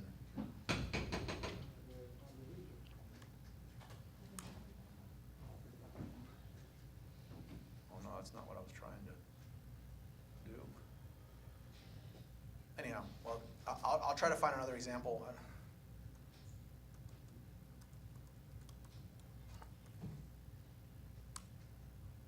That's weird. I'll have to pull up another one and send it. The one I usually go to for some reason is forwarding to a PDF. But the other thing I can do is if you message me offline or after the group, I can show you some of the ones that we've built for other Amazon wholesalers. I can't show you the brand, but I can show you the layout of everything that we do, and we pretty much just customize it to be for that person's brand and pass it off to them. So not selling you on it, just saying that I can show you the back end of the outline of one, and if you choose to do it yourself, that's fine. But just message me on Telegram or something to send it, because obviously the one I usually go to send everybody is forwarding to a PDF. The other part of what you were asking is terms. It's a second person, Cherry, she's asking about terms. Yeah, on terms, like, you just started a relationship with someone, if they have a sheet where you can get terms, great. I think you should try to go for it, but absent, if you have bad credit and no history in working with these vendors, you're not gonna get terms. That's what it boils down to. But yeah, if you can get terms, that's great. There's a lot of money to be had just managing this right, like putting on a credit card that lets you pay 60 days later so that you can buy the product and say you have 30 days terms, and you get the product, you're able to resell it before you even have to pay the credit card. I mean, that's what you're trying to do. And you got another one here. I'm not sure their question, but it's called this person's from Gaming and God. Gaming and God? Their handle name. They're saying, "Hi, my name is Mike. Do you use any wholesale list providers like No. Wholesale Central?" No wholesale list providers. If it's available on like a ready-made list just to hand to you, it's gonna be a disaster on your bank account. Yeah, it's badly burnt. Don't go to Doba, don't go to, if they're willing to, they have the product, they're willing to ship it to FBA for you, you can use their images, and you can, like, all that stuff, like, that's like a $5 Rolex outside the Miami Arena, or whatever the arena's called now, like, it's an issue, there's something wrong. And they're also saying, is it just, do you just like Google like wholesalers in? No, XYZ city we'll or- get into like looking for products, like, and I'll open the computer if you will. Again, going to trade shows is the best one in my opinion. Like, there's not even a close second to it. But if you want to just get some leads on who to call, I do something called rabbit holing on Amazon. Amazon itself is going to be a phenomenal way to find brands that you can contact to sell. And then also, someone's asking, can you share the screen? It's not on the, I'm not sharing anything on the screen yet, but when we get to it, if we get to the rabbit holing, you guys want to get into rabbit holing? If you guys want to get into rabbit holing later, I'll share my screen and I'll jump back over and share the screen. Right now, though, you'd just be looking at a static screen of Meetup and me talking, which I think is bad. So right now, you at least see somebody talking.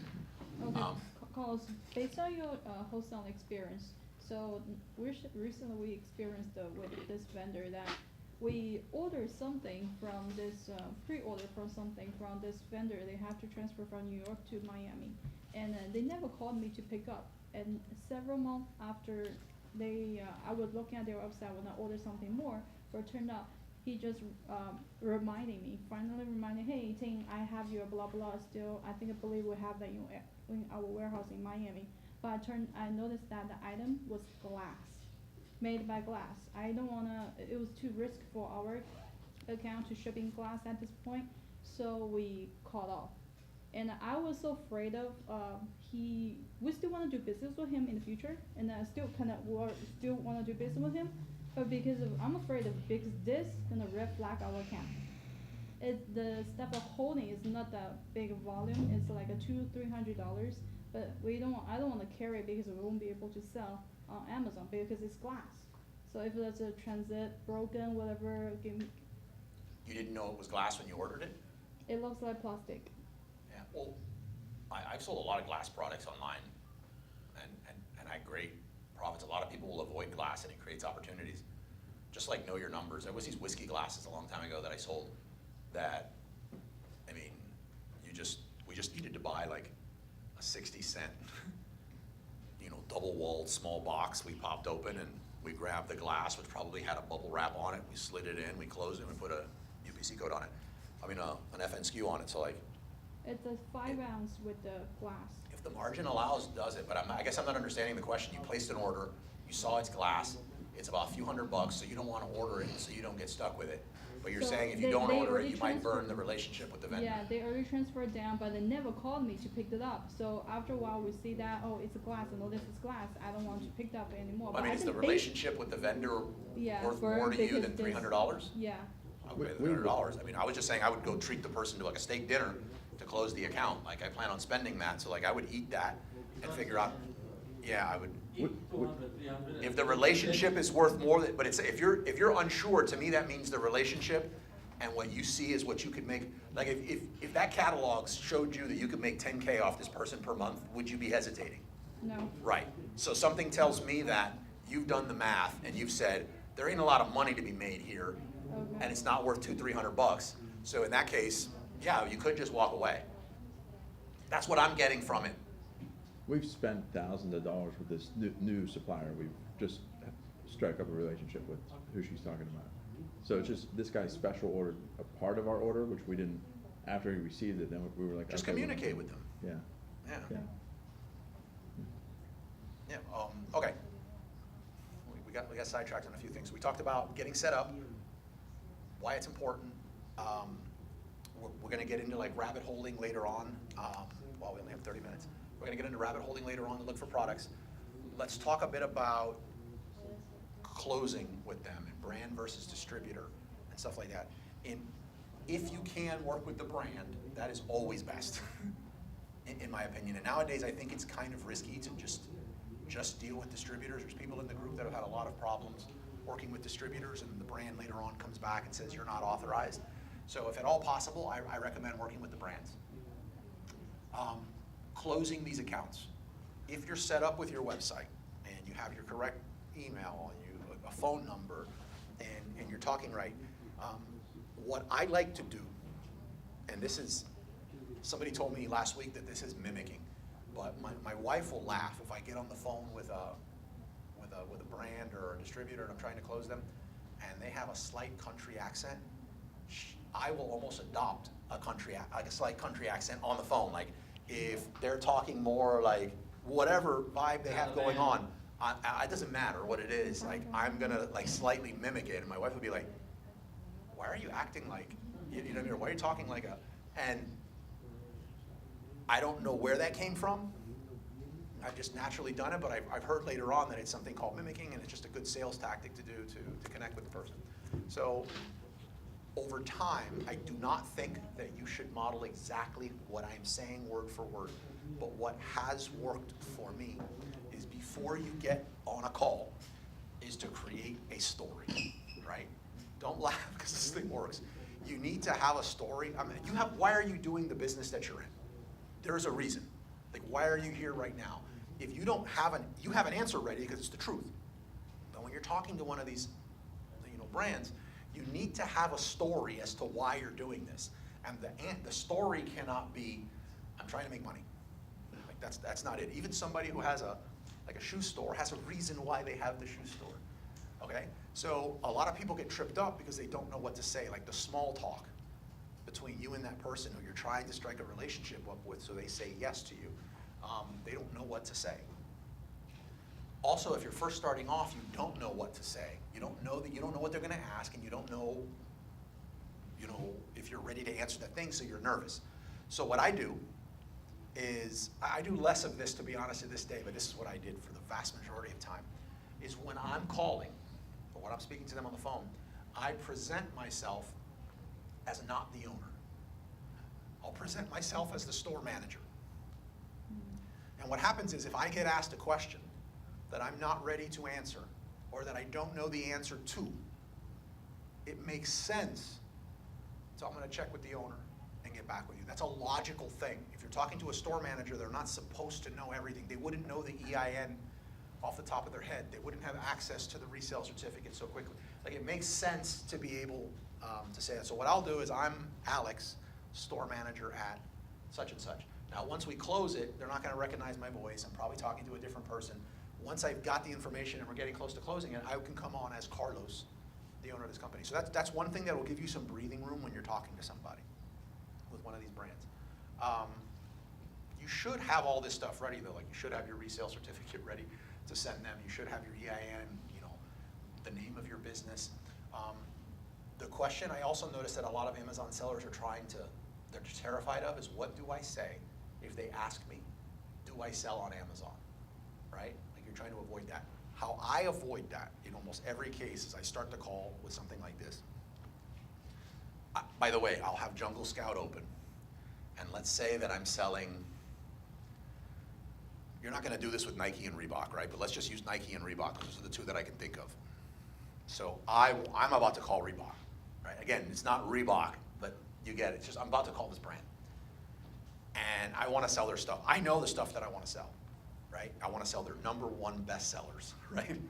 But what I'll do is I'll find maybe 2 of their SKUs that are middle of the pack, not their bestsellers. And then I'll find the competitor's product that's equivalent.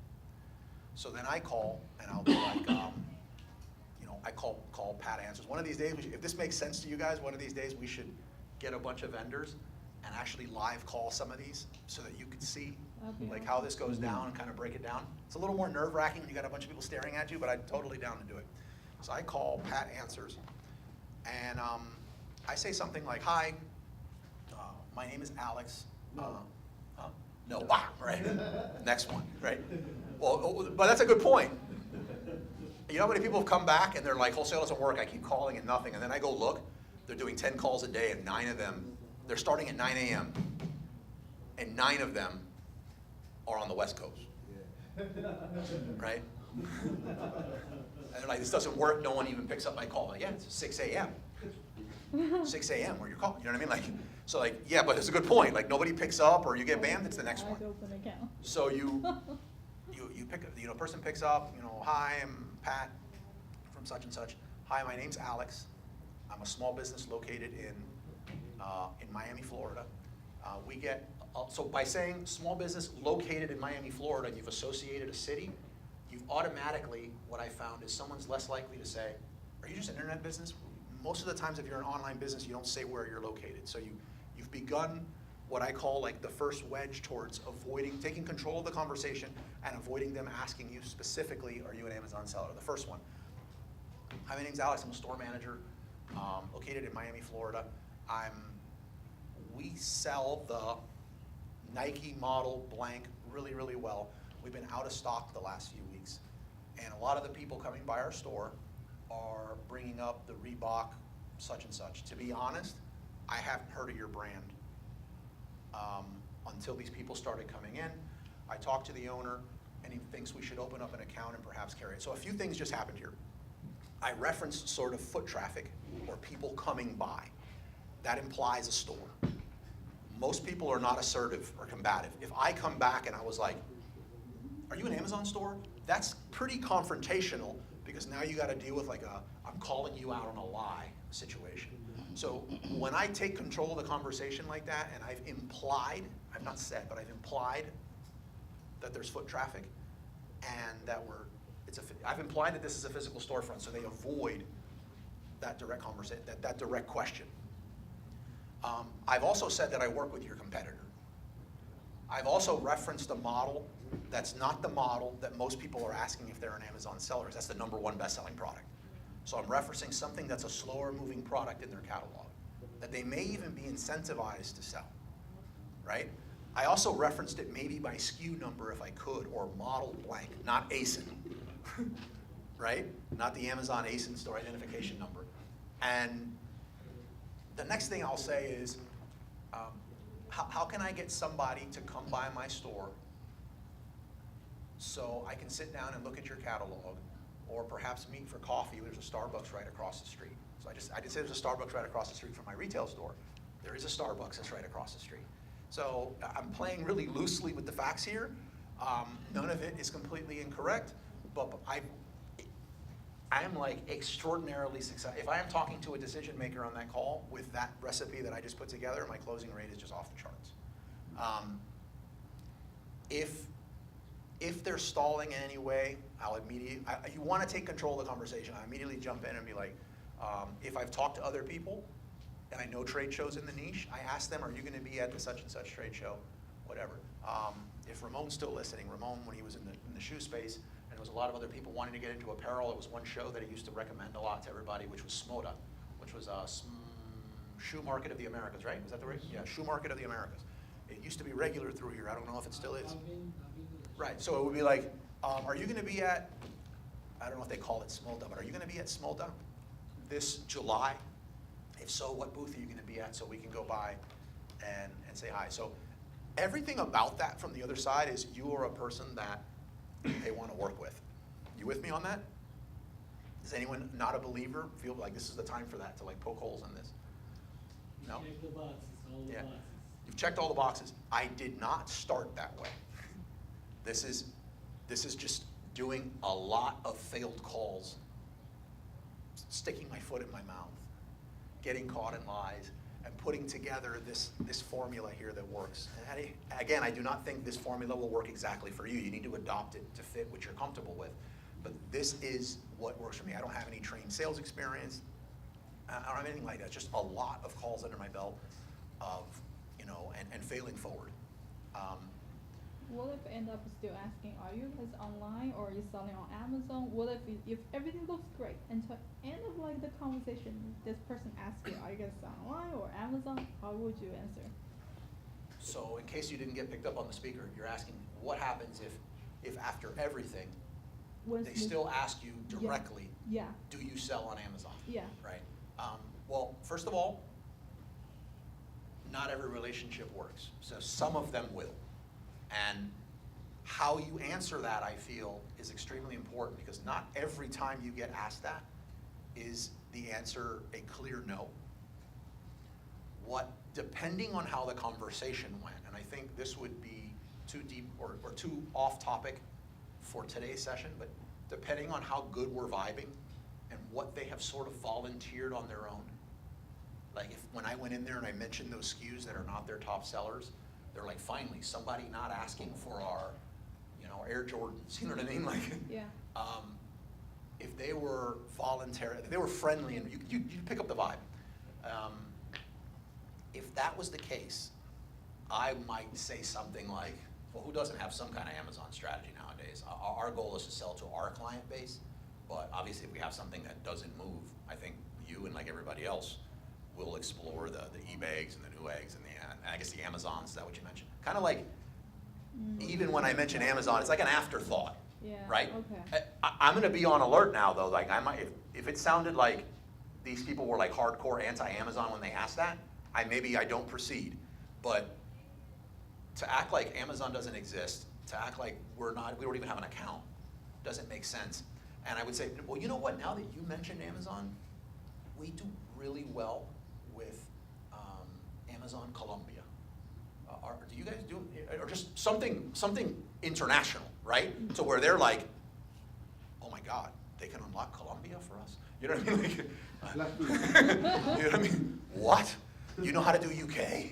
You know what I mean? Like, so, and then I get to sense the conversation there. So it's like, guess what happens? If you do green light me for Amazon UK, or Amazon Colombia or whatever, guess what you're also gonna wind up green lighting me for? It's just a matter of time right now. Amazon the US, like you're gonna let me sell here, How many right? calls did you make to learn all those little? Tens of thousands of calls to learn all those little things.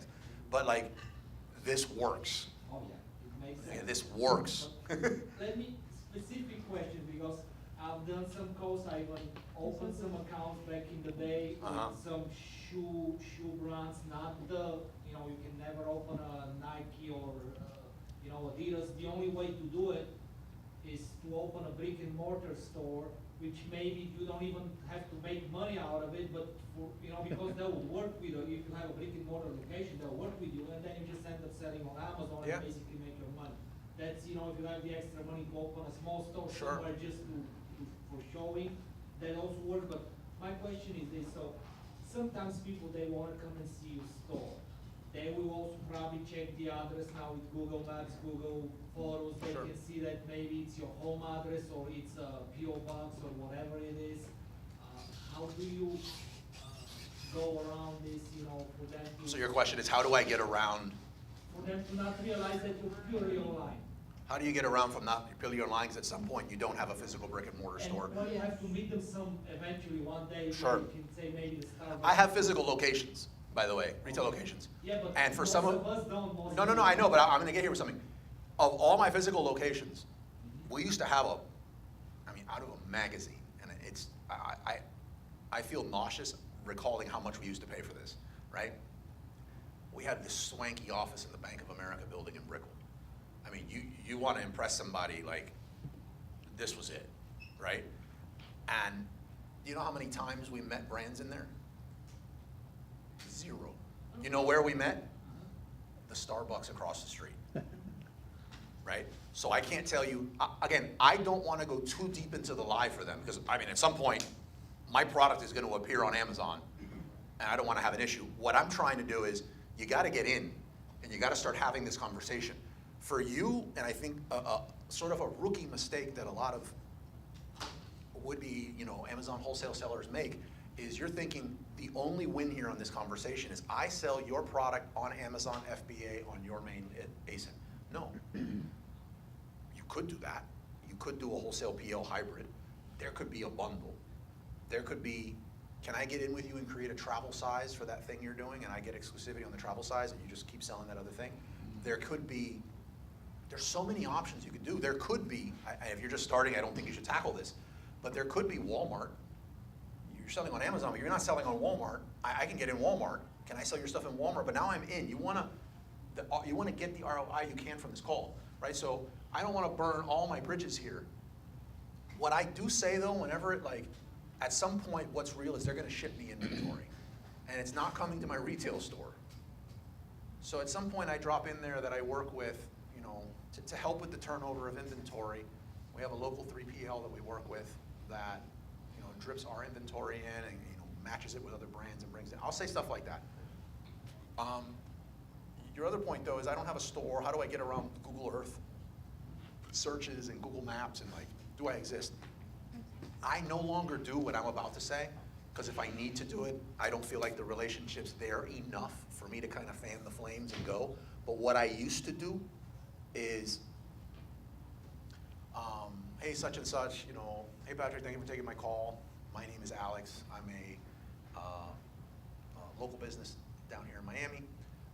We've done really well selling our products in the Dominican Republic, and we've decided that we're going to bring We're opening up our first shop here in Miami, super excited. If you're willing to sit here, we should have the AC on by then. We don't have the floors or anything done. We're moving in right now. If you're willing, if you want to come by, we could, or we could just go to a local Starbucks. So I will just pick the address of a building that's waiting to be rented and leased. Imagine if this was empty, it would just be 14254. If they Google it, it's an empty thing. It used to be owned by such and such, and it's possibly about to be rented. So you could BS it. I used to. If I don't take that step anymore, I feel like the value here is the relationship with the actual brand, and we'll have gone too far off the reservation at that point to salvage things if I need to do that. I just wanted to mention, and the reason I'm asking those specific questions is because I've worked also with companies which we sell a lot of other brands, and we used to work with distributors, and we also were wholesaler, and we work with resellers. Just to give you an example, let's say the guy who was the wholesaler guy, working with resellers, if somebody sent a request to sell our product, he would check on Google to make sure if the business is legit and things like that. He will do some checks like that. So that's why I asked you how you can go around. So I would assume a lot of people will do similar checks.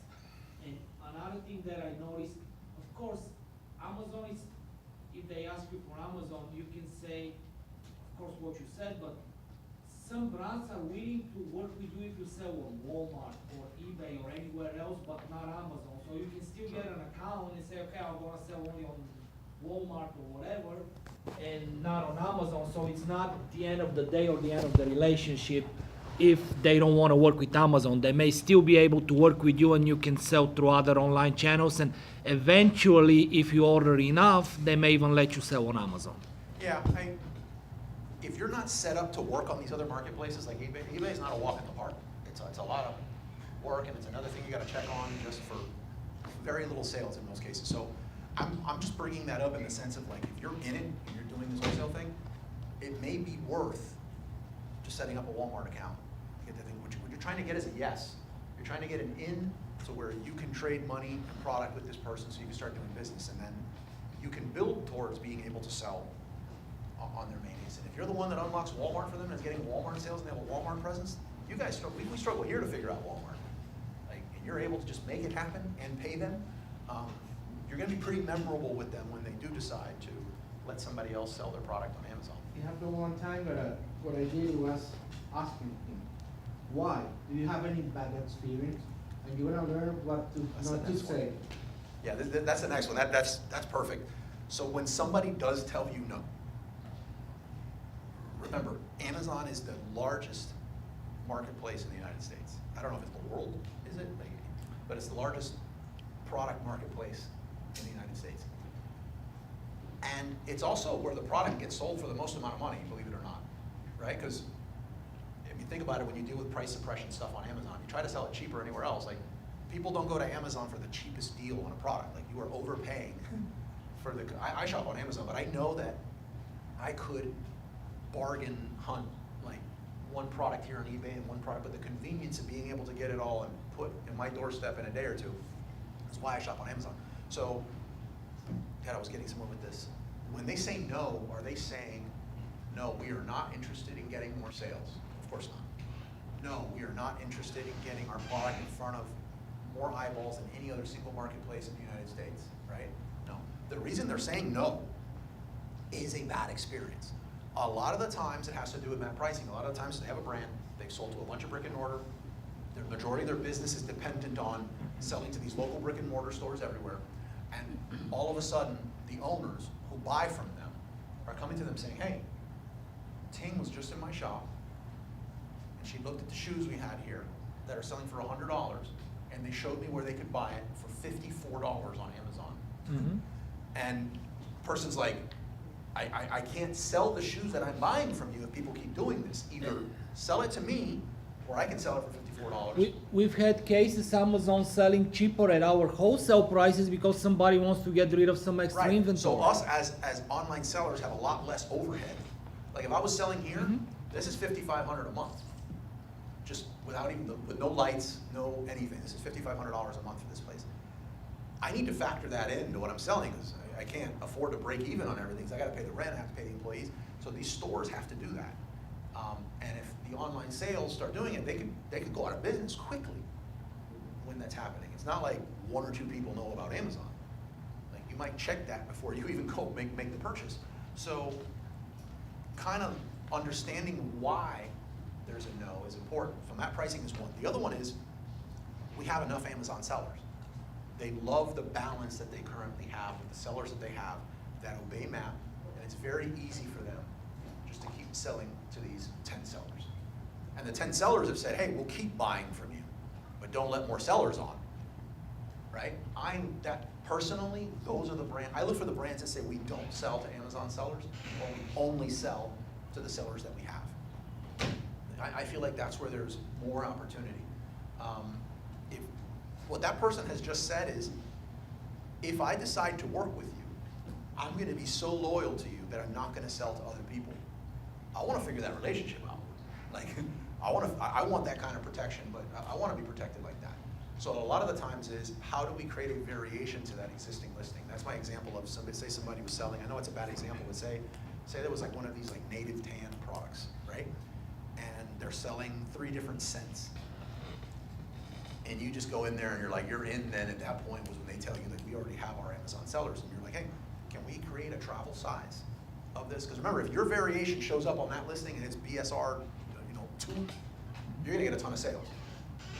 Your travel size listing is gonna crush it on day 1 with no ads. So like, you wanna talk to them and say, hey, I wanna get this travel size. They already have the factory, they already have all the FDA stuff, they're already ungated for topicals. They already have everything set up. All you pretty much need to do is put up the money to be able to, it's free money. So, understanding the reason for their no is important. Maybe the no is to your best interest, because they've just set up a direct relationship with Amazon, and that product's about to be sold on Vendor Central, and if you did buy a bunch of inventory, you're gonna have a really hard time trying to sell that at a profit. So it might be Amazon will helping you. sell it at a loss and still win the buy box. There is no way to compete. And with there's a it. growing amount of brands that are like, hey, we want to do this in-house. Mhm. You know, so understanding the reason and sort of creating a CRM, if you will, of like all the brands that you worked with and what their reason was.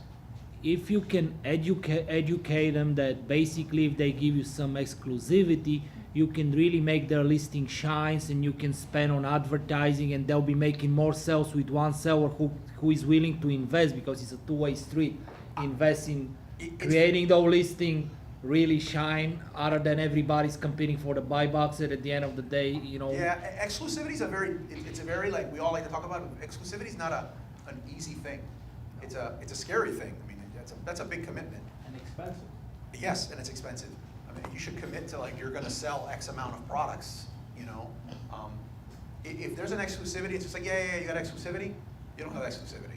They're just waiting for the next person to come by, and they're gonna sell to that person too. And then they're gonna say, sorry, you know, they're gonna make up some excuse. Like, there needs to be a lot of structure, there needs to be back and forth. If somebody's just willing, like, blindly giving away exclusivity with no like checks and balances, then you either are working with something that has no value, or one day to the next, the rug is gonna get pulled out from under you. So, like, I'd be very leery, of Or exclusivity 1% without- chance the person's ignorant and you got lucky, but a very, very small percent. We should do a master class for selling experience. We should. Yeah, we Yeah. totally should. I have to get with Tom. Tom's great with Oh, yeah. sales too. Alex is phenomenal. Happens to be here in the back. Yeah, master class. Alex, I don't know if anybody else feels like they're great with it too. I don't know that I'm great. I know that I have a lot of experience on what doesn't work. But I think it would be valuable. The only issue with doing an event like that was it would have to be during the day. We can do it on a Saturday afternoon. That's true. Calling the brand. So it would have to be like a midday thing where we call, and then like somebody would call, and then the other person would say, the person on the phone would say why I said what I said, and everybody can kind of weigh in as to like, why didn't you say this? I think it'd be very productive. You had a question? No. Oh, you're scratching, okay. We covered the why, we covered the setup, we covered Rabbit hole. what to do with no. Any other questions about this, or I can get into rabbit holing? Let's do rabbit holing for a little bit. Yeah, Let me let's just do that. connect it here.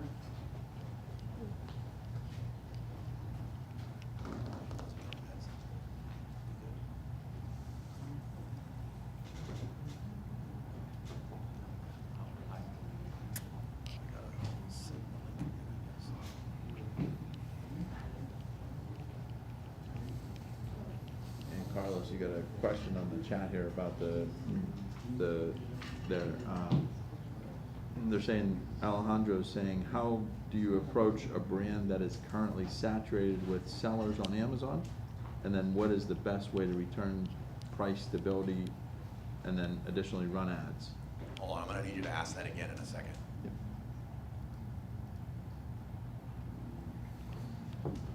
We have the same problems. Everything you said feel like it's just making sense. All right, let me just. All right, what was the question? Alejandro's saying, how do you approach a brand that is currently saturated with sellers on Amazon? And then what is the Well, best? let's do the first part. Yeah. I guess my thing would be, why would you approach a brand that was totally saturated with resellers on Amazon? Would be more of the other one. It's like you need to have, you should know if you don't know the answer to that, don't approach them. Now, an example was, we said before, Pop Secret popcorn. We talked about last week, Pop Secret popcorn, or Coffee Mate creamer. Let me put.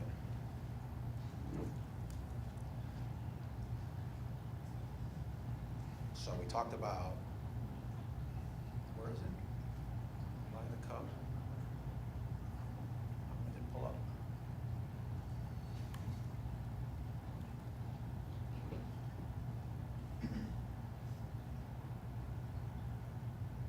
Where is this? Oh, is this it? Why is it in reverse? I don't know. And it's overall big. Yes, let's see. So, coffee creamer right here. I was just giving this example, yeah. So a coffee creamer right here. This person, if you reached out to the coffee creamer, if you looked at the coffee creamer listing on its own, Coffee Mate coffee creamer, it's probably got a bazillion sellers, and it's completely saturated. So your question is like, why would I approach the brand? I wouldn't, unless I had an idea of, I'm going to create one of these listings, and I'm going to go source on AliExpress or on Alibaba Guaranteed, a little scooper like this, to where this now becomes my brand. And when this person's brand is By the Cup, then I would approach. But if I didn't have that angle, my question would be, why would you approach? So what was the other half of the question? Part 2 of 3 is, and then what is the best way to return to price stability? And then the third question is run ads, question mark. Yeah, return to price stability. I'm assuming that has to do with, there was a listing with a whole bunch of resellers on it, and the price went all the way to the bottom because of that. How do you go back up to the higher price? Painfully slow. Yeah, I mean, you're gonna need sellers to go off, and in the meantime, you're gonna wanna sell, so you're gonna be part of the problem, because you're probably gonna be matching them at the lower price. And then, as people drop, it's gonna be a combination of a repricer and a lot of patience, in my opinion, unless the brand's gonna come in and just wipe everybody out. And yeah, which never happens like that. Plus they have inventory and not everyone's gonna have, yeah. So I'm gonna say a repricer, like Seller Snap, a repricer and a lot of patience. Maybe he meant how to convince the brand that they can get rid of all resellers, he can be the exclusive seller and maybe get the price stability maybe. On it are two totally different things. I don't know what he asked. You're gonna have to abuse the transparency program, which is gonna work for a bit, but if you have some savvy resellers on there, they're just gonna back end you and show that you abuse the transparency program, get you suspended from that program. It's never, like, and that's if they know where people are getting all the inventory from. Like, say they have a big box retail presence, and they're like, where are all these resellers? We didn't sell to any of them. Like, yeah, but you sell to Costco. And then they went to Costco and they did retail arbitrage on this thing, and they're getting an unlimited supply every time Costco does a sale on this thing. Or you have a brand that you're working with, I don't know where they're getting all this inventory, and it's like, yeah, you're working with Patrick, and he's buying 4 containers from you a quarter, and he's supposed to be exporting all 4 of them to Colombia, but he's keeping 1 of them here in the US, and 1 of those containers is going straight into FBA. So he's diverting inventory, but he has no idea. Patrick's been working with him for a decade. He's not gonna question Patrick. He knows that all that inventory is going out, but he doesn't know that he's going out and he's putting it under Ting's account. He may be selling it to Ting, and then Ting's, so like, there's so many ways, even if you knew where the inventory was coming from. have two questions. The first one is, how can I, like, report the data abuse of transparency code? That's one. And the other one is, in this hybrid model, can I sell a restricted product that is selling in Amazon, but with my brand? So the first part of it, how to report transparency? Yeah. I think there's a report button on every listing, and you would just be reporting from there. Oh. But I've actually never reported a listing for transparency abuse. I've only abused transparency. I've only done it from the other side. I abuse it because it's like, okay, I don't know where these resellers are coming from.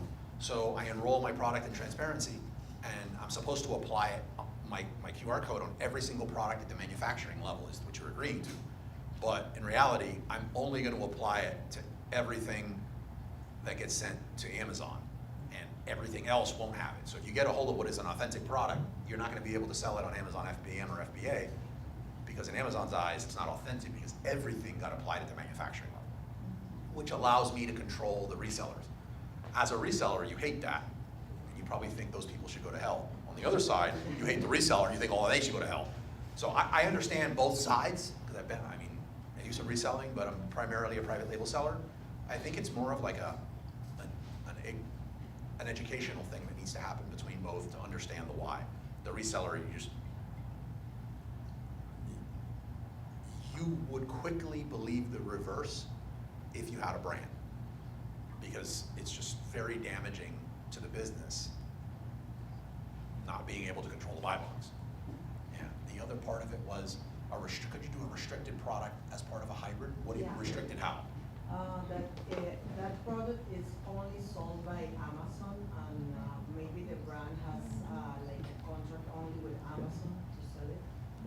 And can I use that product to make a bundle in my? So can you get a restricted product and put it as part of a wholesale PO hybrid listing? So I guess technically, yes. And but what you clarified on restricted is that it was ships from and sold by Amazon, and that the brand only sells directly to Amazon. So what I feel the way you should go about doing a hybrid model is with permission from the brand and with the brand's blessing. So if you could go get permission from the brand and the brand's blessing, a lot of the times if Amazon is selling the product direct, the brand doesn't care if you buy it and sell it on Amazon. It's just that you're not going to be able to make any money. And the other thing is, if you can get permission from the brand and just explain to them if they do have an issue with it, that look, I'm not going to sell on this listing. I want to create a totally different thing. Like, this is what I'm trying to create. They might say yeah. If they say no, I think you're playing with fire, doing it behind their back. Like, I think you're looking at if you can list it. Like, if they don't require immediately upon listing, approval, like a letter of authorization from the brand, I think you're just it's gonna be like, I can't deal with that stress anymore. I used to wake up every morning and look at that little flag at the top of the account to see if I've been suspended, but like, I don't want to do that anymore. Like, I don't have the stomach for it anymore. They would require their approval for that. Sorry? I think they would require you to. Sometimes they do. Sometimes out of the gate, when you go to list it and it has it there, they're gonna require it out the gate. Some of them, they don't.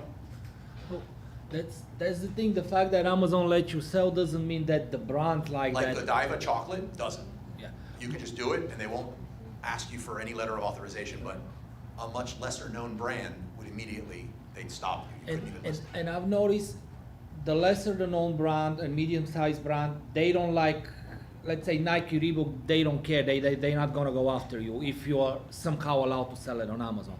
But the other brands, their services out there were basically their web, services that's what they specialize. You sign up your brand and they can track everybody who's selling your brand on Amazon, and then you send them, letters, intellectual property complaints and things like that. And it depends if the brand, you gotta find out, and actually there were even lists of brands that basically are persecuting sellers on Amazon. So there is information out there. You gotta find out if the brand you is. should get authorization from Yeah. From the brand. Again, relationship is everything. Correct. Yeah. Okay, let me say this, because the last 2 weeks we've gone over. I'm gonna get into some rabbit holing. This was supposed to go till 3:30. If anyone is just waiting for like a time that they need to leave and they're trying to be respectful, you can get up and leave if you want. Otherwise, I'm gonna do some rabbit holing, but apologies on going over. I feel like the questions we had today were really good, but and hopefully they keep coming. But Okay, so rabbit holing. I can't even guarantee that we're gonna find a product right now. Rabbit holing isn't something you just do and you start and 5 minutes later you have a product. And I'll talk about what rabbit holing is in a second. But there's a chance we do. But the premise is this. You need a what I call a jump off product. So you need a product to start with. This is not, the easiest one is if somebody here is doing wholesale and they're willing to say what their brand is, or if you were selling, if you wanted to do this on your own, find a product that you're reselling via the wholesale model and that has other sellers, right? Because what we're looking for here is we first want to find a product that has multiple sellers. We then want to validate or verify, are the sellers on this listing arbitrage sellers or are they wholesalers? There's no way to know that for sure, but one major indicator is the majority of the products being sold by an arbitrage seller. I call it are bloody, which is they show red, which means they have less than 20 units in stock on most of the inventory, which means it shows up as a red number. So it's something you can just visually check. There is software out there that will allow you to do this at scale, but like Price Checker too. But the reason for that is if it's an arbitrage, if it's primarily an arbitrage listing and an arbitrage seller, that's not what we're looking for here. We're trying to find, if it's not an arbitrage listing, that means it's a wholesaler. That means somebody that's selling this product is able to consistently go in and get meaningful chunks of stock and resell it. So guess what? Someone that sells with the wholesale model, their storefront is going to be full of other products that are able to be gotten with a wholesale model. So you're rabbit holing from a jump-off product to a wholesale listing to a wholesale storefront, and now the wholesale storefront is going to have a whole bunch of products that you can rabbit hole into, plus it's going to have sellers who have additional catalogs of other brands. So as soon as you find one, it unlocks everything. So even if you spent 5, 10 minutes, hours doing it to find one, once you do find one, that's it. Game over. Yeah, it is. So I'll just kind of talk out loud. I just randomly picked this. I have no idea why, except that I showed a private label, potential private label product not too long ago, and my kid, one of my son was thinking about he wanted to get into fishing, and I know nothing about fishing, so I started just looking at like little fishing stuff. But one thing that I'm looking for, if I was, this becomes easier if you have some extensions that'll show you immediately how many sellers are on this listing. Because if there's 1 or 2 sellers, we're not interested. It's probably an FBA, a merchant fulfilled offering on the same listing, which is a private label listing, and they're going to report you and do every dirty trick imaginable if you show up on their listing and take their buy box. All right, let's see. And the reason I'm not clicking any of these and moving by, a lot of the times I can look at domain image and know this is a private label seller who put this together. Because most brands that are doing wholesale, they don't care. They wouldn't have put this much love into the listing. So I'm looking at a relatively junky listing. Put,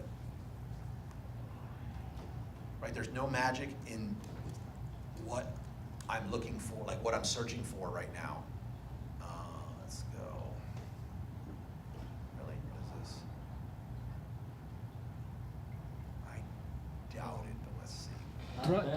Try hummingbird feeders. I believe there was a wholesaler. I was looking for wholesaler, and there was a US-based wholesaler, like hummingbirds. You know the Human bird feeders?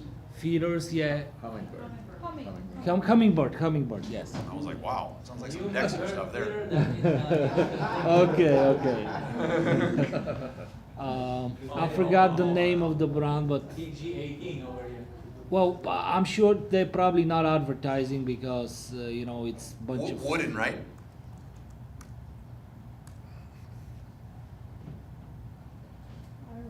Let me see. I may recognize it if I see it, but there was a. I feel like it's bad juju to click on somebody's ad. Does it say if it's made in the US?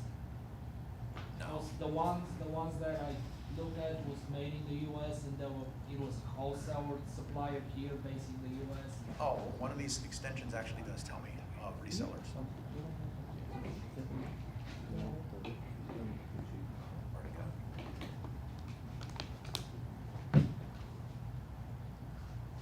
It maybe I think it was the red ones on the. Here? Maybe it was this one. I'm not sure. Let's check. Maybe not. Selling well, man. No, I don't think it was this one. This one. me just go to the one that I think I know.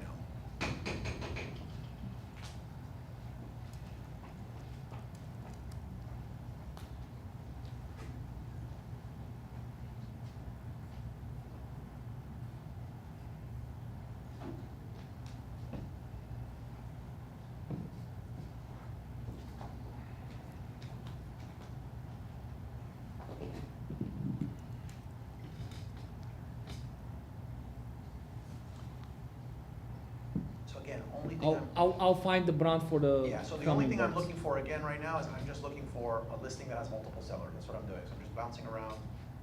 And do I have one here? But you can go to big brands like Arnhem or the other end. Okay, we got 3. Let's see. That's good. Arm & Hammer would have been a great one. If this one doesn't do it, I'll do it. Bolts on Fire. Okay. This might work. So what I'm looking for at this stage is I'm looking for a listing, I'm looking for a seller that has less than like 1,200, 1,500-ish seller reviews. The only reason I'm doing that, all it means is to have that many reviews means you've been selling for a year and a half plus to get that many seller reviews. And that's if you're intentional with it.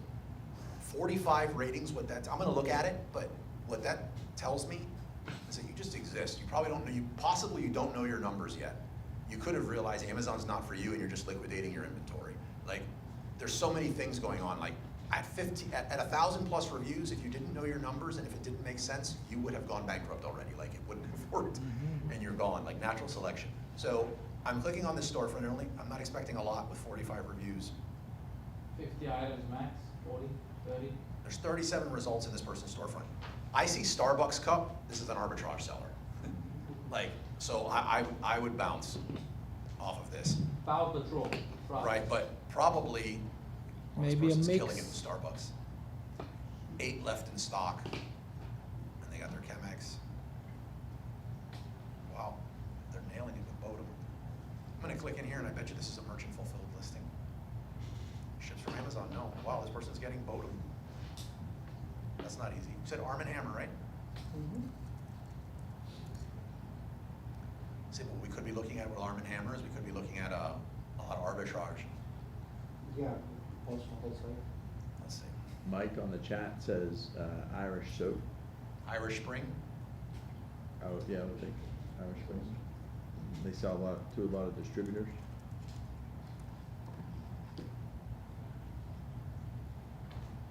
I wonder how badly these soaps have been impacted by like this explosion of PL soap brands, you know, but let's check it out. 19 sellers. I like it. Good call. Okay, so we're looking for, see 5,159, they've been around a while. What I'm looking, seller name, and we talked about earlier about seller names and what you should look for. So anybody here that has soap in their name, I skip. Because, or like if this was a coffee product, if it said something barista, coffee, or something like that in the seller name, I find that those sellers specialize in a specific niche. They probably have a retail storefront, and therefore they're qualifying for a lot of brands that you're not gonna qualify for. The other reason why you don't wanna look for, you don't really wanna explore too much, unless you're just stuck, somebody that has 800,000 seller reviews, is that's kind of getting into the, this is gonna sound bad, but I mean good by it. You're now getting into the range of someone like me. And if I see someone, and like I said earlier, I wanna work with the people that say they don't sell to Amazon sellers, I'm going in there and say, hey, look, I'm gonna place an $800,000 order. Like, you gonna work with me or not? And all of a sudden that changes a lot. You're not going in there and saying, can I get 3 master boxes? So the bigger sellers are able to just go in there and bully a little bit. But 116, let's look at Midwest creators. They don't, well, let's see if we can find someone first. Let me have some 225. Looking at the price, how much you can actually make? Remember, we're not trying to sell this product. This is just a jump off product to find sellers. Like, we're not considering buying Irish Spring at all. And I saw $6 and something. It gave me heartburn.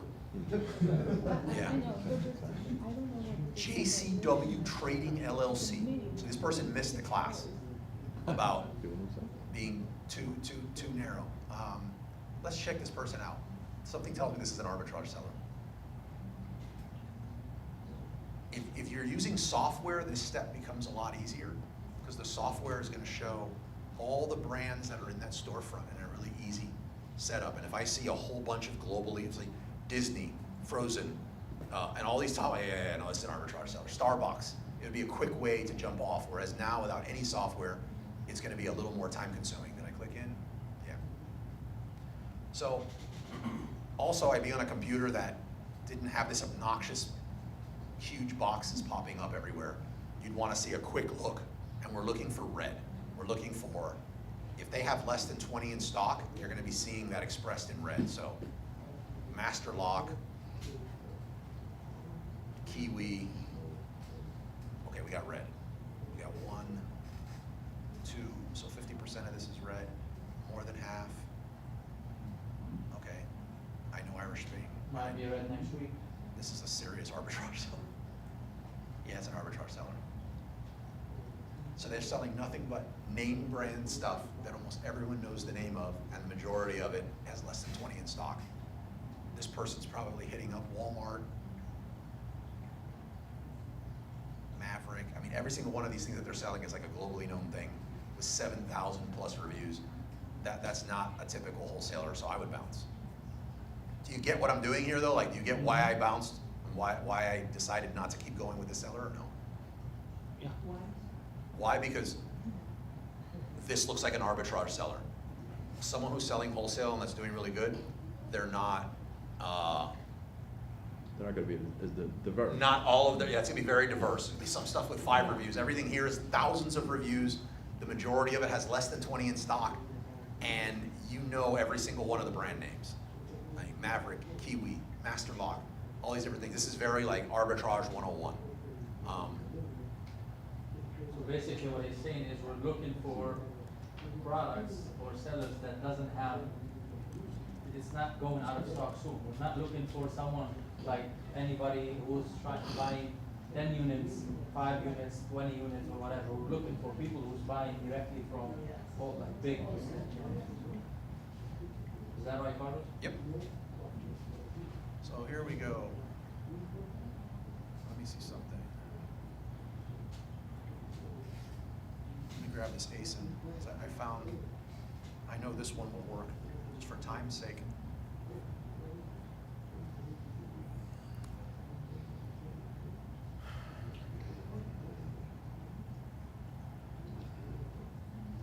Mike on the chat said Rev Seller is a great way, but you probably know that. Oh yeah, okay, so here we go. This is gonna work, and we're gonna go into a storefront.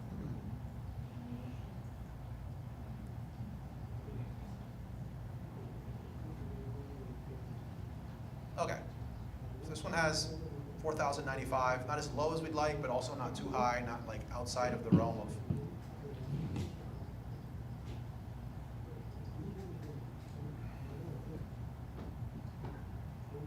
You see red. Looking for red real quick. No red. Okay. I'm liking this. I like this. The timing wasn't really good on that one. I really like this. That was bad. That was bad. We have to cut that out later. Okay, I like the storefront. So we're looking at a wholesale storefront, we think, at this point. The brand Kiwi is a big brand. Notice the difference here. We know the brand Kiwi, but we don't know MG, right? 100 in the last month, 514 reviews versus the other ones we were looking at that were all like 7,000, 8,000, 10,000, right? This is more of a ASICS. I don't really like seeing that. I happen to know ASICS is an account that's fairly easy to get, but again, MG. Let's check out this MG brand. We can make the listing better. Yeah, let's see. So the brand is called Mega Cap. They don't have a branded storefront.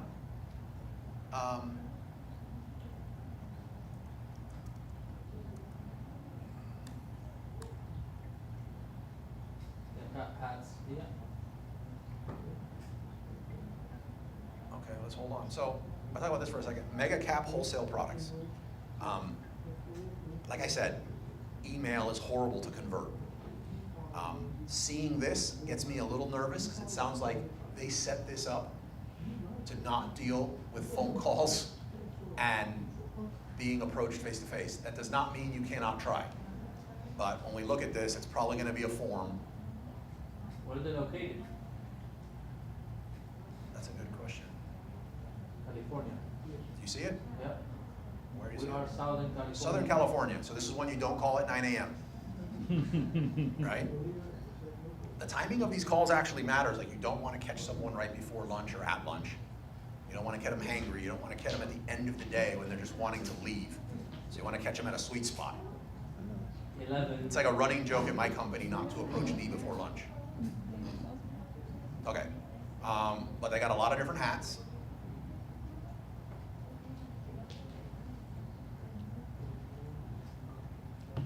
This looks, I would contact these people. But then, can you perform a search on Amazon with the brand and see in general how I they're- think he did contact them already. So far, until now, like, he did contact. They're getting a lot of phone calls.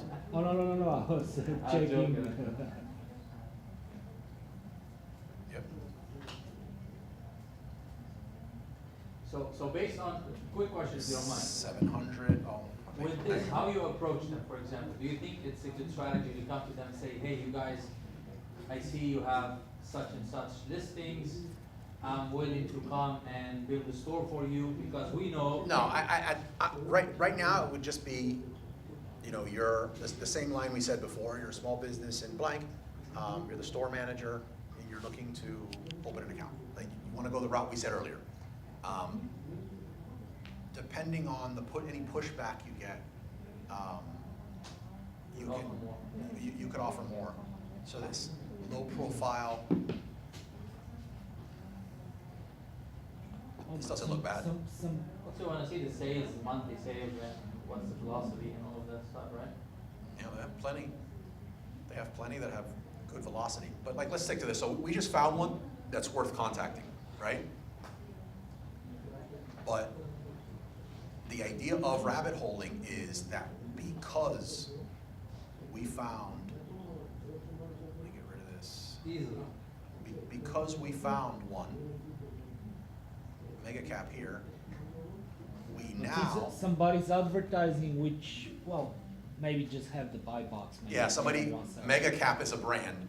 They're not representing themselves on Amazon. It's very typical of someone who sells to people for them to resell wholesale, which means anyone that is in the hat space that has a similar product to Mega Cap. In this case, it seems like do-rags, which I don't see the Is it connection Ramon? between do-rags. Is it Ramon? Is it Ramon? I don't see the connection between like wave brushes and like do-rags to go to Mega Caps, but I don't know their whole catalog. It's really cheap because. But what it looks like Mega is, Cap a brand. it looks like Durala is like, they probably go in there and they're like ASIN targeting or something, or brand, and they're just running against brands that are not defended. And they might be converting, I don't know. I mean, these look like bad images. Maybe mega caps or whatever. But this, I like seeing this if I'm looking for wholesale, because this is very representative of what a wholesale brand would be, no representation. So I would, let's just go do this real quick. So we go into Mega Cap, and we're looking for, How many sellers they have? we're looking for resellers. This particular one doesn't have, oh, but there's another brand. This one is sold by, okay.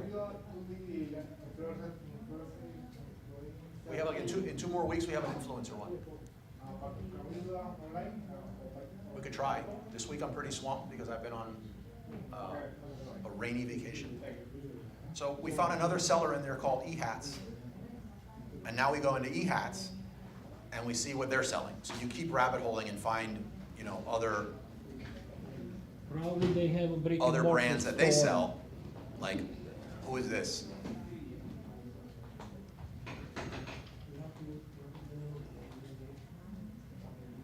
And you keep finding brands that these people are selling, and you can keep contacting them. So remember, when you're looking here, you're like, oh my God, this is great. There's only like, I think it's the same seller, let's see. Amazon, no, this is the same one. So you get the ASIN.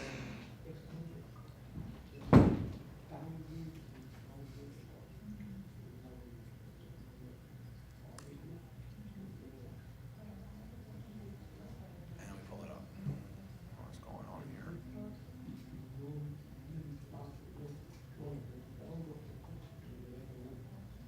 This looks like it works.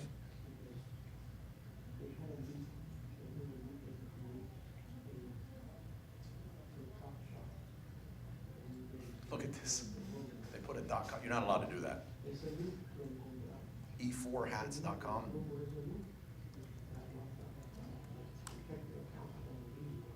Yeah, they're so not allowed to do that.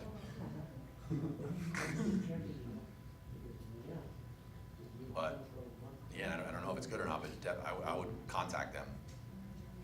Anyhow, we went way over. Just giving you a general idea of what rabbit holding is. It's time consuming, but if you already had a product that you knew you were selling wholesale, just start with that one. If you're selling a product wholesale and you have other people you're sharing the buy box with, start with those sellers, go into their seller account, see what they're selling, because they're probably also doing the wholesale model, and then just contact them. If you want to speed this process up, use software out there that will just go to a storefront and let you rip the entire storefront and put it on a CSV file, and then you can just filter. I was watching the Alien 10 tutorial, and I found that using the, I don't remember, black belt or black, is one of the Black box. Black box. You can filter by the name of the store, and it's gonna pull you all information for that Sure. store with all the Yeah, products. Jungle Scout's great for that, Smart Scout's great for that. But yeah, any questions? Yep. What software would you recommend for a beginner? Like, which software would you use for a beginner? What kind of budget do you have to start? So the question is like, what software to start with as a beginner? Yeah. I recommend if you have, if you have a small enough budget, I recommend no software, because that's the quickest way to just blow money. But, like, what's your budget to start? 2000. I wouldn't do software, No. no. But at least you can start with Keeper on one calculator. Keepa, if Yeah, any? you can be as. Keepa's what, like 40 bucks a month $50 now? with some 20? software. 20. Keepa, yeah, I agree with that. Keepa, Thank you. yeah, I would do Keepa, that's it. What about Jungle Scout or, Not if your entire budget to start is $2,000. Like, I wanna grow that capital before you get on like a $100 a month plan or something. Many have free trials you can use in the beginning, the free trials for a week or two. Then get another email and get another free trial. Yeah, but no, I think a lot of sellers fail because their marketing stack or their tool stack is costing them more than they should pay. When will you use Jungle Scout? When you have how much money? Like, I would say bring it in when you have about $5,000 going around. it's like, oh, Yeah, if you got $5,000 cycling, I think at that point, you're gonna really get something out of it. Also understand like why you're getting it.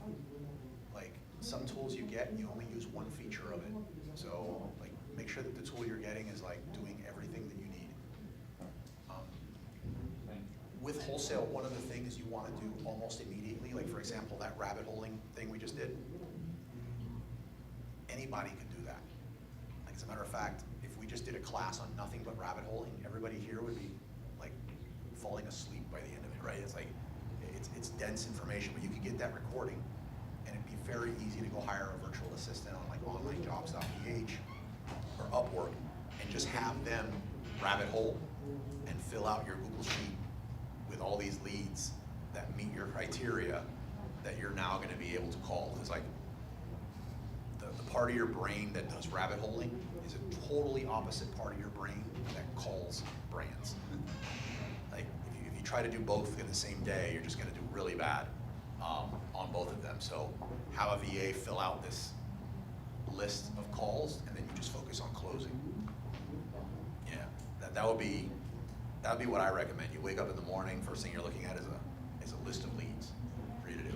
And in that, you could get literally like a $3, $4 an hour VA to do something like that. I'd be nervous at $3 an hour, but like at $3, $4 an hour, you could pull that off. part-time, $3, $4 an hour, have them do a list, then look at the list and say, man, like, why is this a bad lead? And then tweak the instructions you're giving to that virtual assistant. Like, if they're supplying stuff in there that's $6, say, hey, wait a minute, doesn't matter if I get this account, this thing's selling for $6. You go back in and say, same criteria, but don't put anything on the lead list that's less than, I don't know, $15. And start making those little tweaks back and forth so that by the end of the week, you have somebody that's filling it with leads that really makes sense for you. You could, you know, if you're gated, give them a list of like stuff that you're gated on. Like, it doesn't matter if he gives you a list of leads for Nike if you're not ungated for Nike. So you start building that with the VA. So yeah, you can pull that off very cheap. Maybe we can later do something, not today. Red flags, green flags on Go with these kind of things. Yeah, we could. Like, I try to do a good balance with private label and wholesale when we're doing this. Next week's topic is going to be, I might tweak the title a little bit just because it seems a little misleading, but the event we have next week is this one. So we're not going to create product listings. I know that that's not what everybody here is trying to do, but I'm going to have a whole bunch of listings, and we're going to rip live. I'm going to go through. Got my attention. Yeah, this is the first time we've done something like this. It's going to happen next Saturday. We're going to go through it. Like, it's really important, even if you're not going to get into building listings, but it's really important to evaluate whether you should sell a listing. Like, when I was just going through and skipping stuff, and you're like, why isn't he clicking in that? And it's like things you could tell by looking at a listing that indicate it's an arbitrage listing, or it's a wholesale listing, it's a private label listing. Like, how good this, like, I could look at a listing and I don't care if the BSR says 2.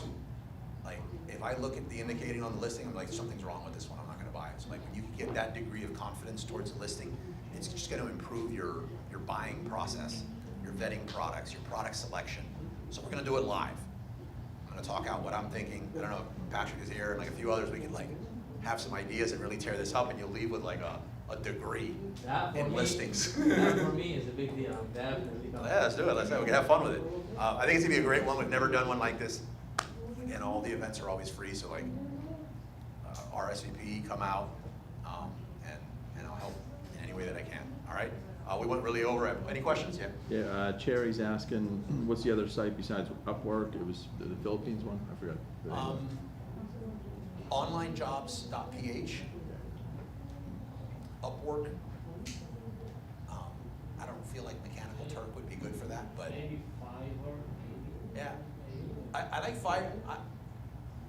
I like Fiverr for like one-off jobs. I find it difficult for an ongoing thing, but you get basically what you're trying to do. Almost anyone can do. As a matter of fact, if we did this for like another hour and a half, you could probably teach people how to do it. It's one of those things. So like, if you did it live and created a loom and just passed it to somebody, they should be able to do it as long as you were available to ask questions, answer questions, so that by the end of a week or two, they're really filling your Google Sheet up with solid leads. So it's not a 10x activity in your business. That's what I'm saying. As quickly as possible, pass that off to a VA. One of the things that's very different from wholesale and private label is there's more private label sellers doing everything in their business than there is wholesalers. There's just a lot more involved in wholesale, and if a lot of the wholesalers I know that don't completely flame out have a team of people doing it. Like, you have somebody that's finding these leads, you have somebody that's managing your catalog. You know, private label, it's very easy to manage the listings we have because we don't go really wide on private label, so it's very easy to see the listings and fix them. But with wholesale, you quickly can get into thousands of SKUs, and just managing the catalog and fixing the things that are wrong, and your repricing strat, like all that stuff is time consuming. And I feel like once you get to a certain spot, it's important to just hire a virtual assistant, have that person do it, and you focus on the thing, which is for a long time going to be closing those accounts. Like, that's the thing that you need to do, because hiring someone that's specialized in sales usually costs a lot more. I would assume wholesaler, it's an ongoing process. Even though you grow enough, you still have to bring new blood, because eventually some listings will fall off. 100%. Maybe, you lose them, or there'll be somebody. The brands get sold to another company, and the company takes things in-house. They decide to sell to Amazon direct. Or maybe somebody's buying more and cheaper and not Sure. enough. so there's a lot of churn. So that's the thing, you gotta be. Well, no, I hope this was helpful for everybody. Remember, we have a wholesale Telegram chat, which the more you're active, the more everyone else is active. I know there hasn't been a lot of activity in it in a little bit, but any questions you have on the wholesale side, I'd be happy to answer, share kind of like my experiences on it. If it's something that I've not dealt with, I can definitely tag somebody who I know has dealt with that. Alex is here too. He doesn't like talking about it, but he knows a lot about wholesale. And this is as social as you'll ever see Alex, by the way. He's normally not this talkative, but like, so definitely, he loves to be kind of cornered and asked a lot of questions. Next week is important, guys, really. Yeah, thank you guys. Next week is good. Oh, was there another question? Yeah, just, someone's asking, is there gonna be any meeting about ads, coupons, et cetera? Yeah, we have not had a meetup on ads or promos or anything, just because it's not applicable to anybody. We used to have a dedicated one on Wednesdays. I would say that if you can send me topics amongst ads and promos and stuff that I can create a meetup on, I'd be happy to create it. If you guys want to have a basics of PPC, how to get started, I might be able to put something like that together. That'd be cool. Yeah, it's a difficult one to do because a lot of people want like advanced PPC stuff, but the thing is they really don't want to do the PPC. They want to hire somebody else to do the PPC. So it's like those turnouts happen to be the smallest for some reason. Yeah, but thank you. Yeah. Thanks, sir. See.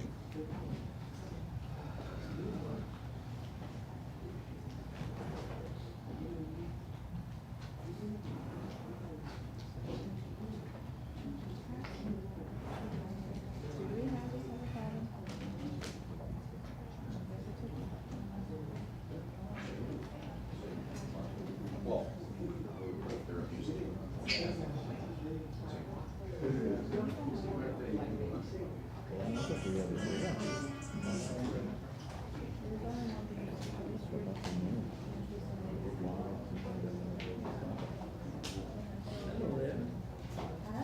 to see you. Hey, man, how you doing? Good? Good. Things good? Good. Good, good.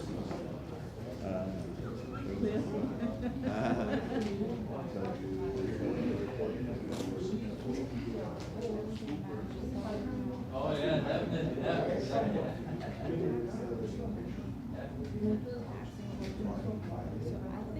has to be matched.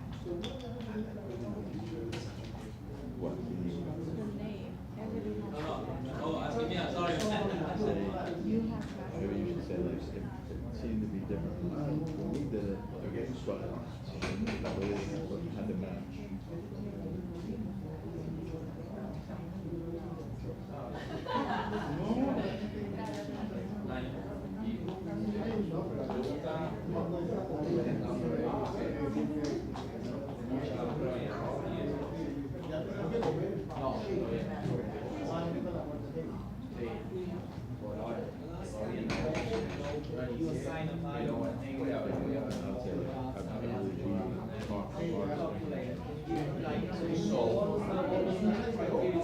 So it's not exact. There's no like exact one to do it. I'll tell you that's what I found. And then the other thing is at certain points of the listing, so like you've got a positive, the value of positive review goes down. The whole positive review goes down. $5,000. I don't think it's a $250 value.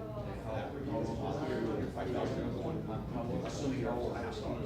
But if you're at 4 stars, one review was 4.5 stars. So the bigger the number gets. I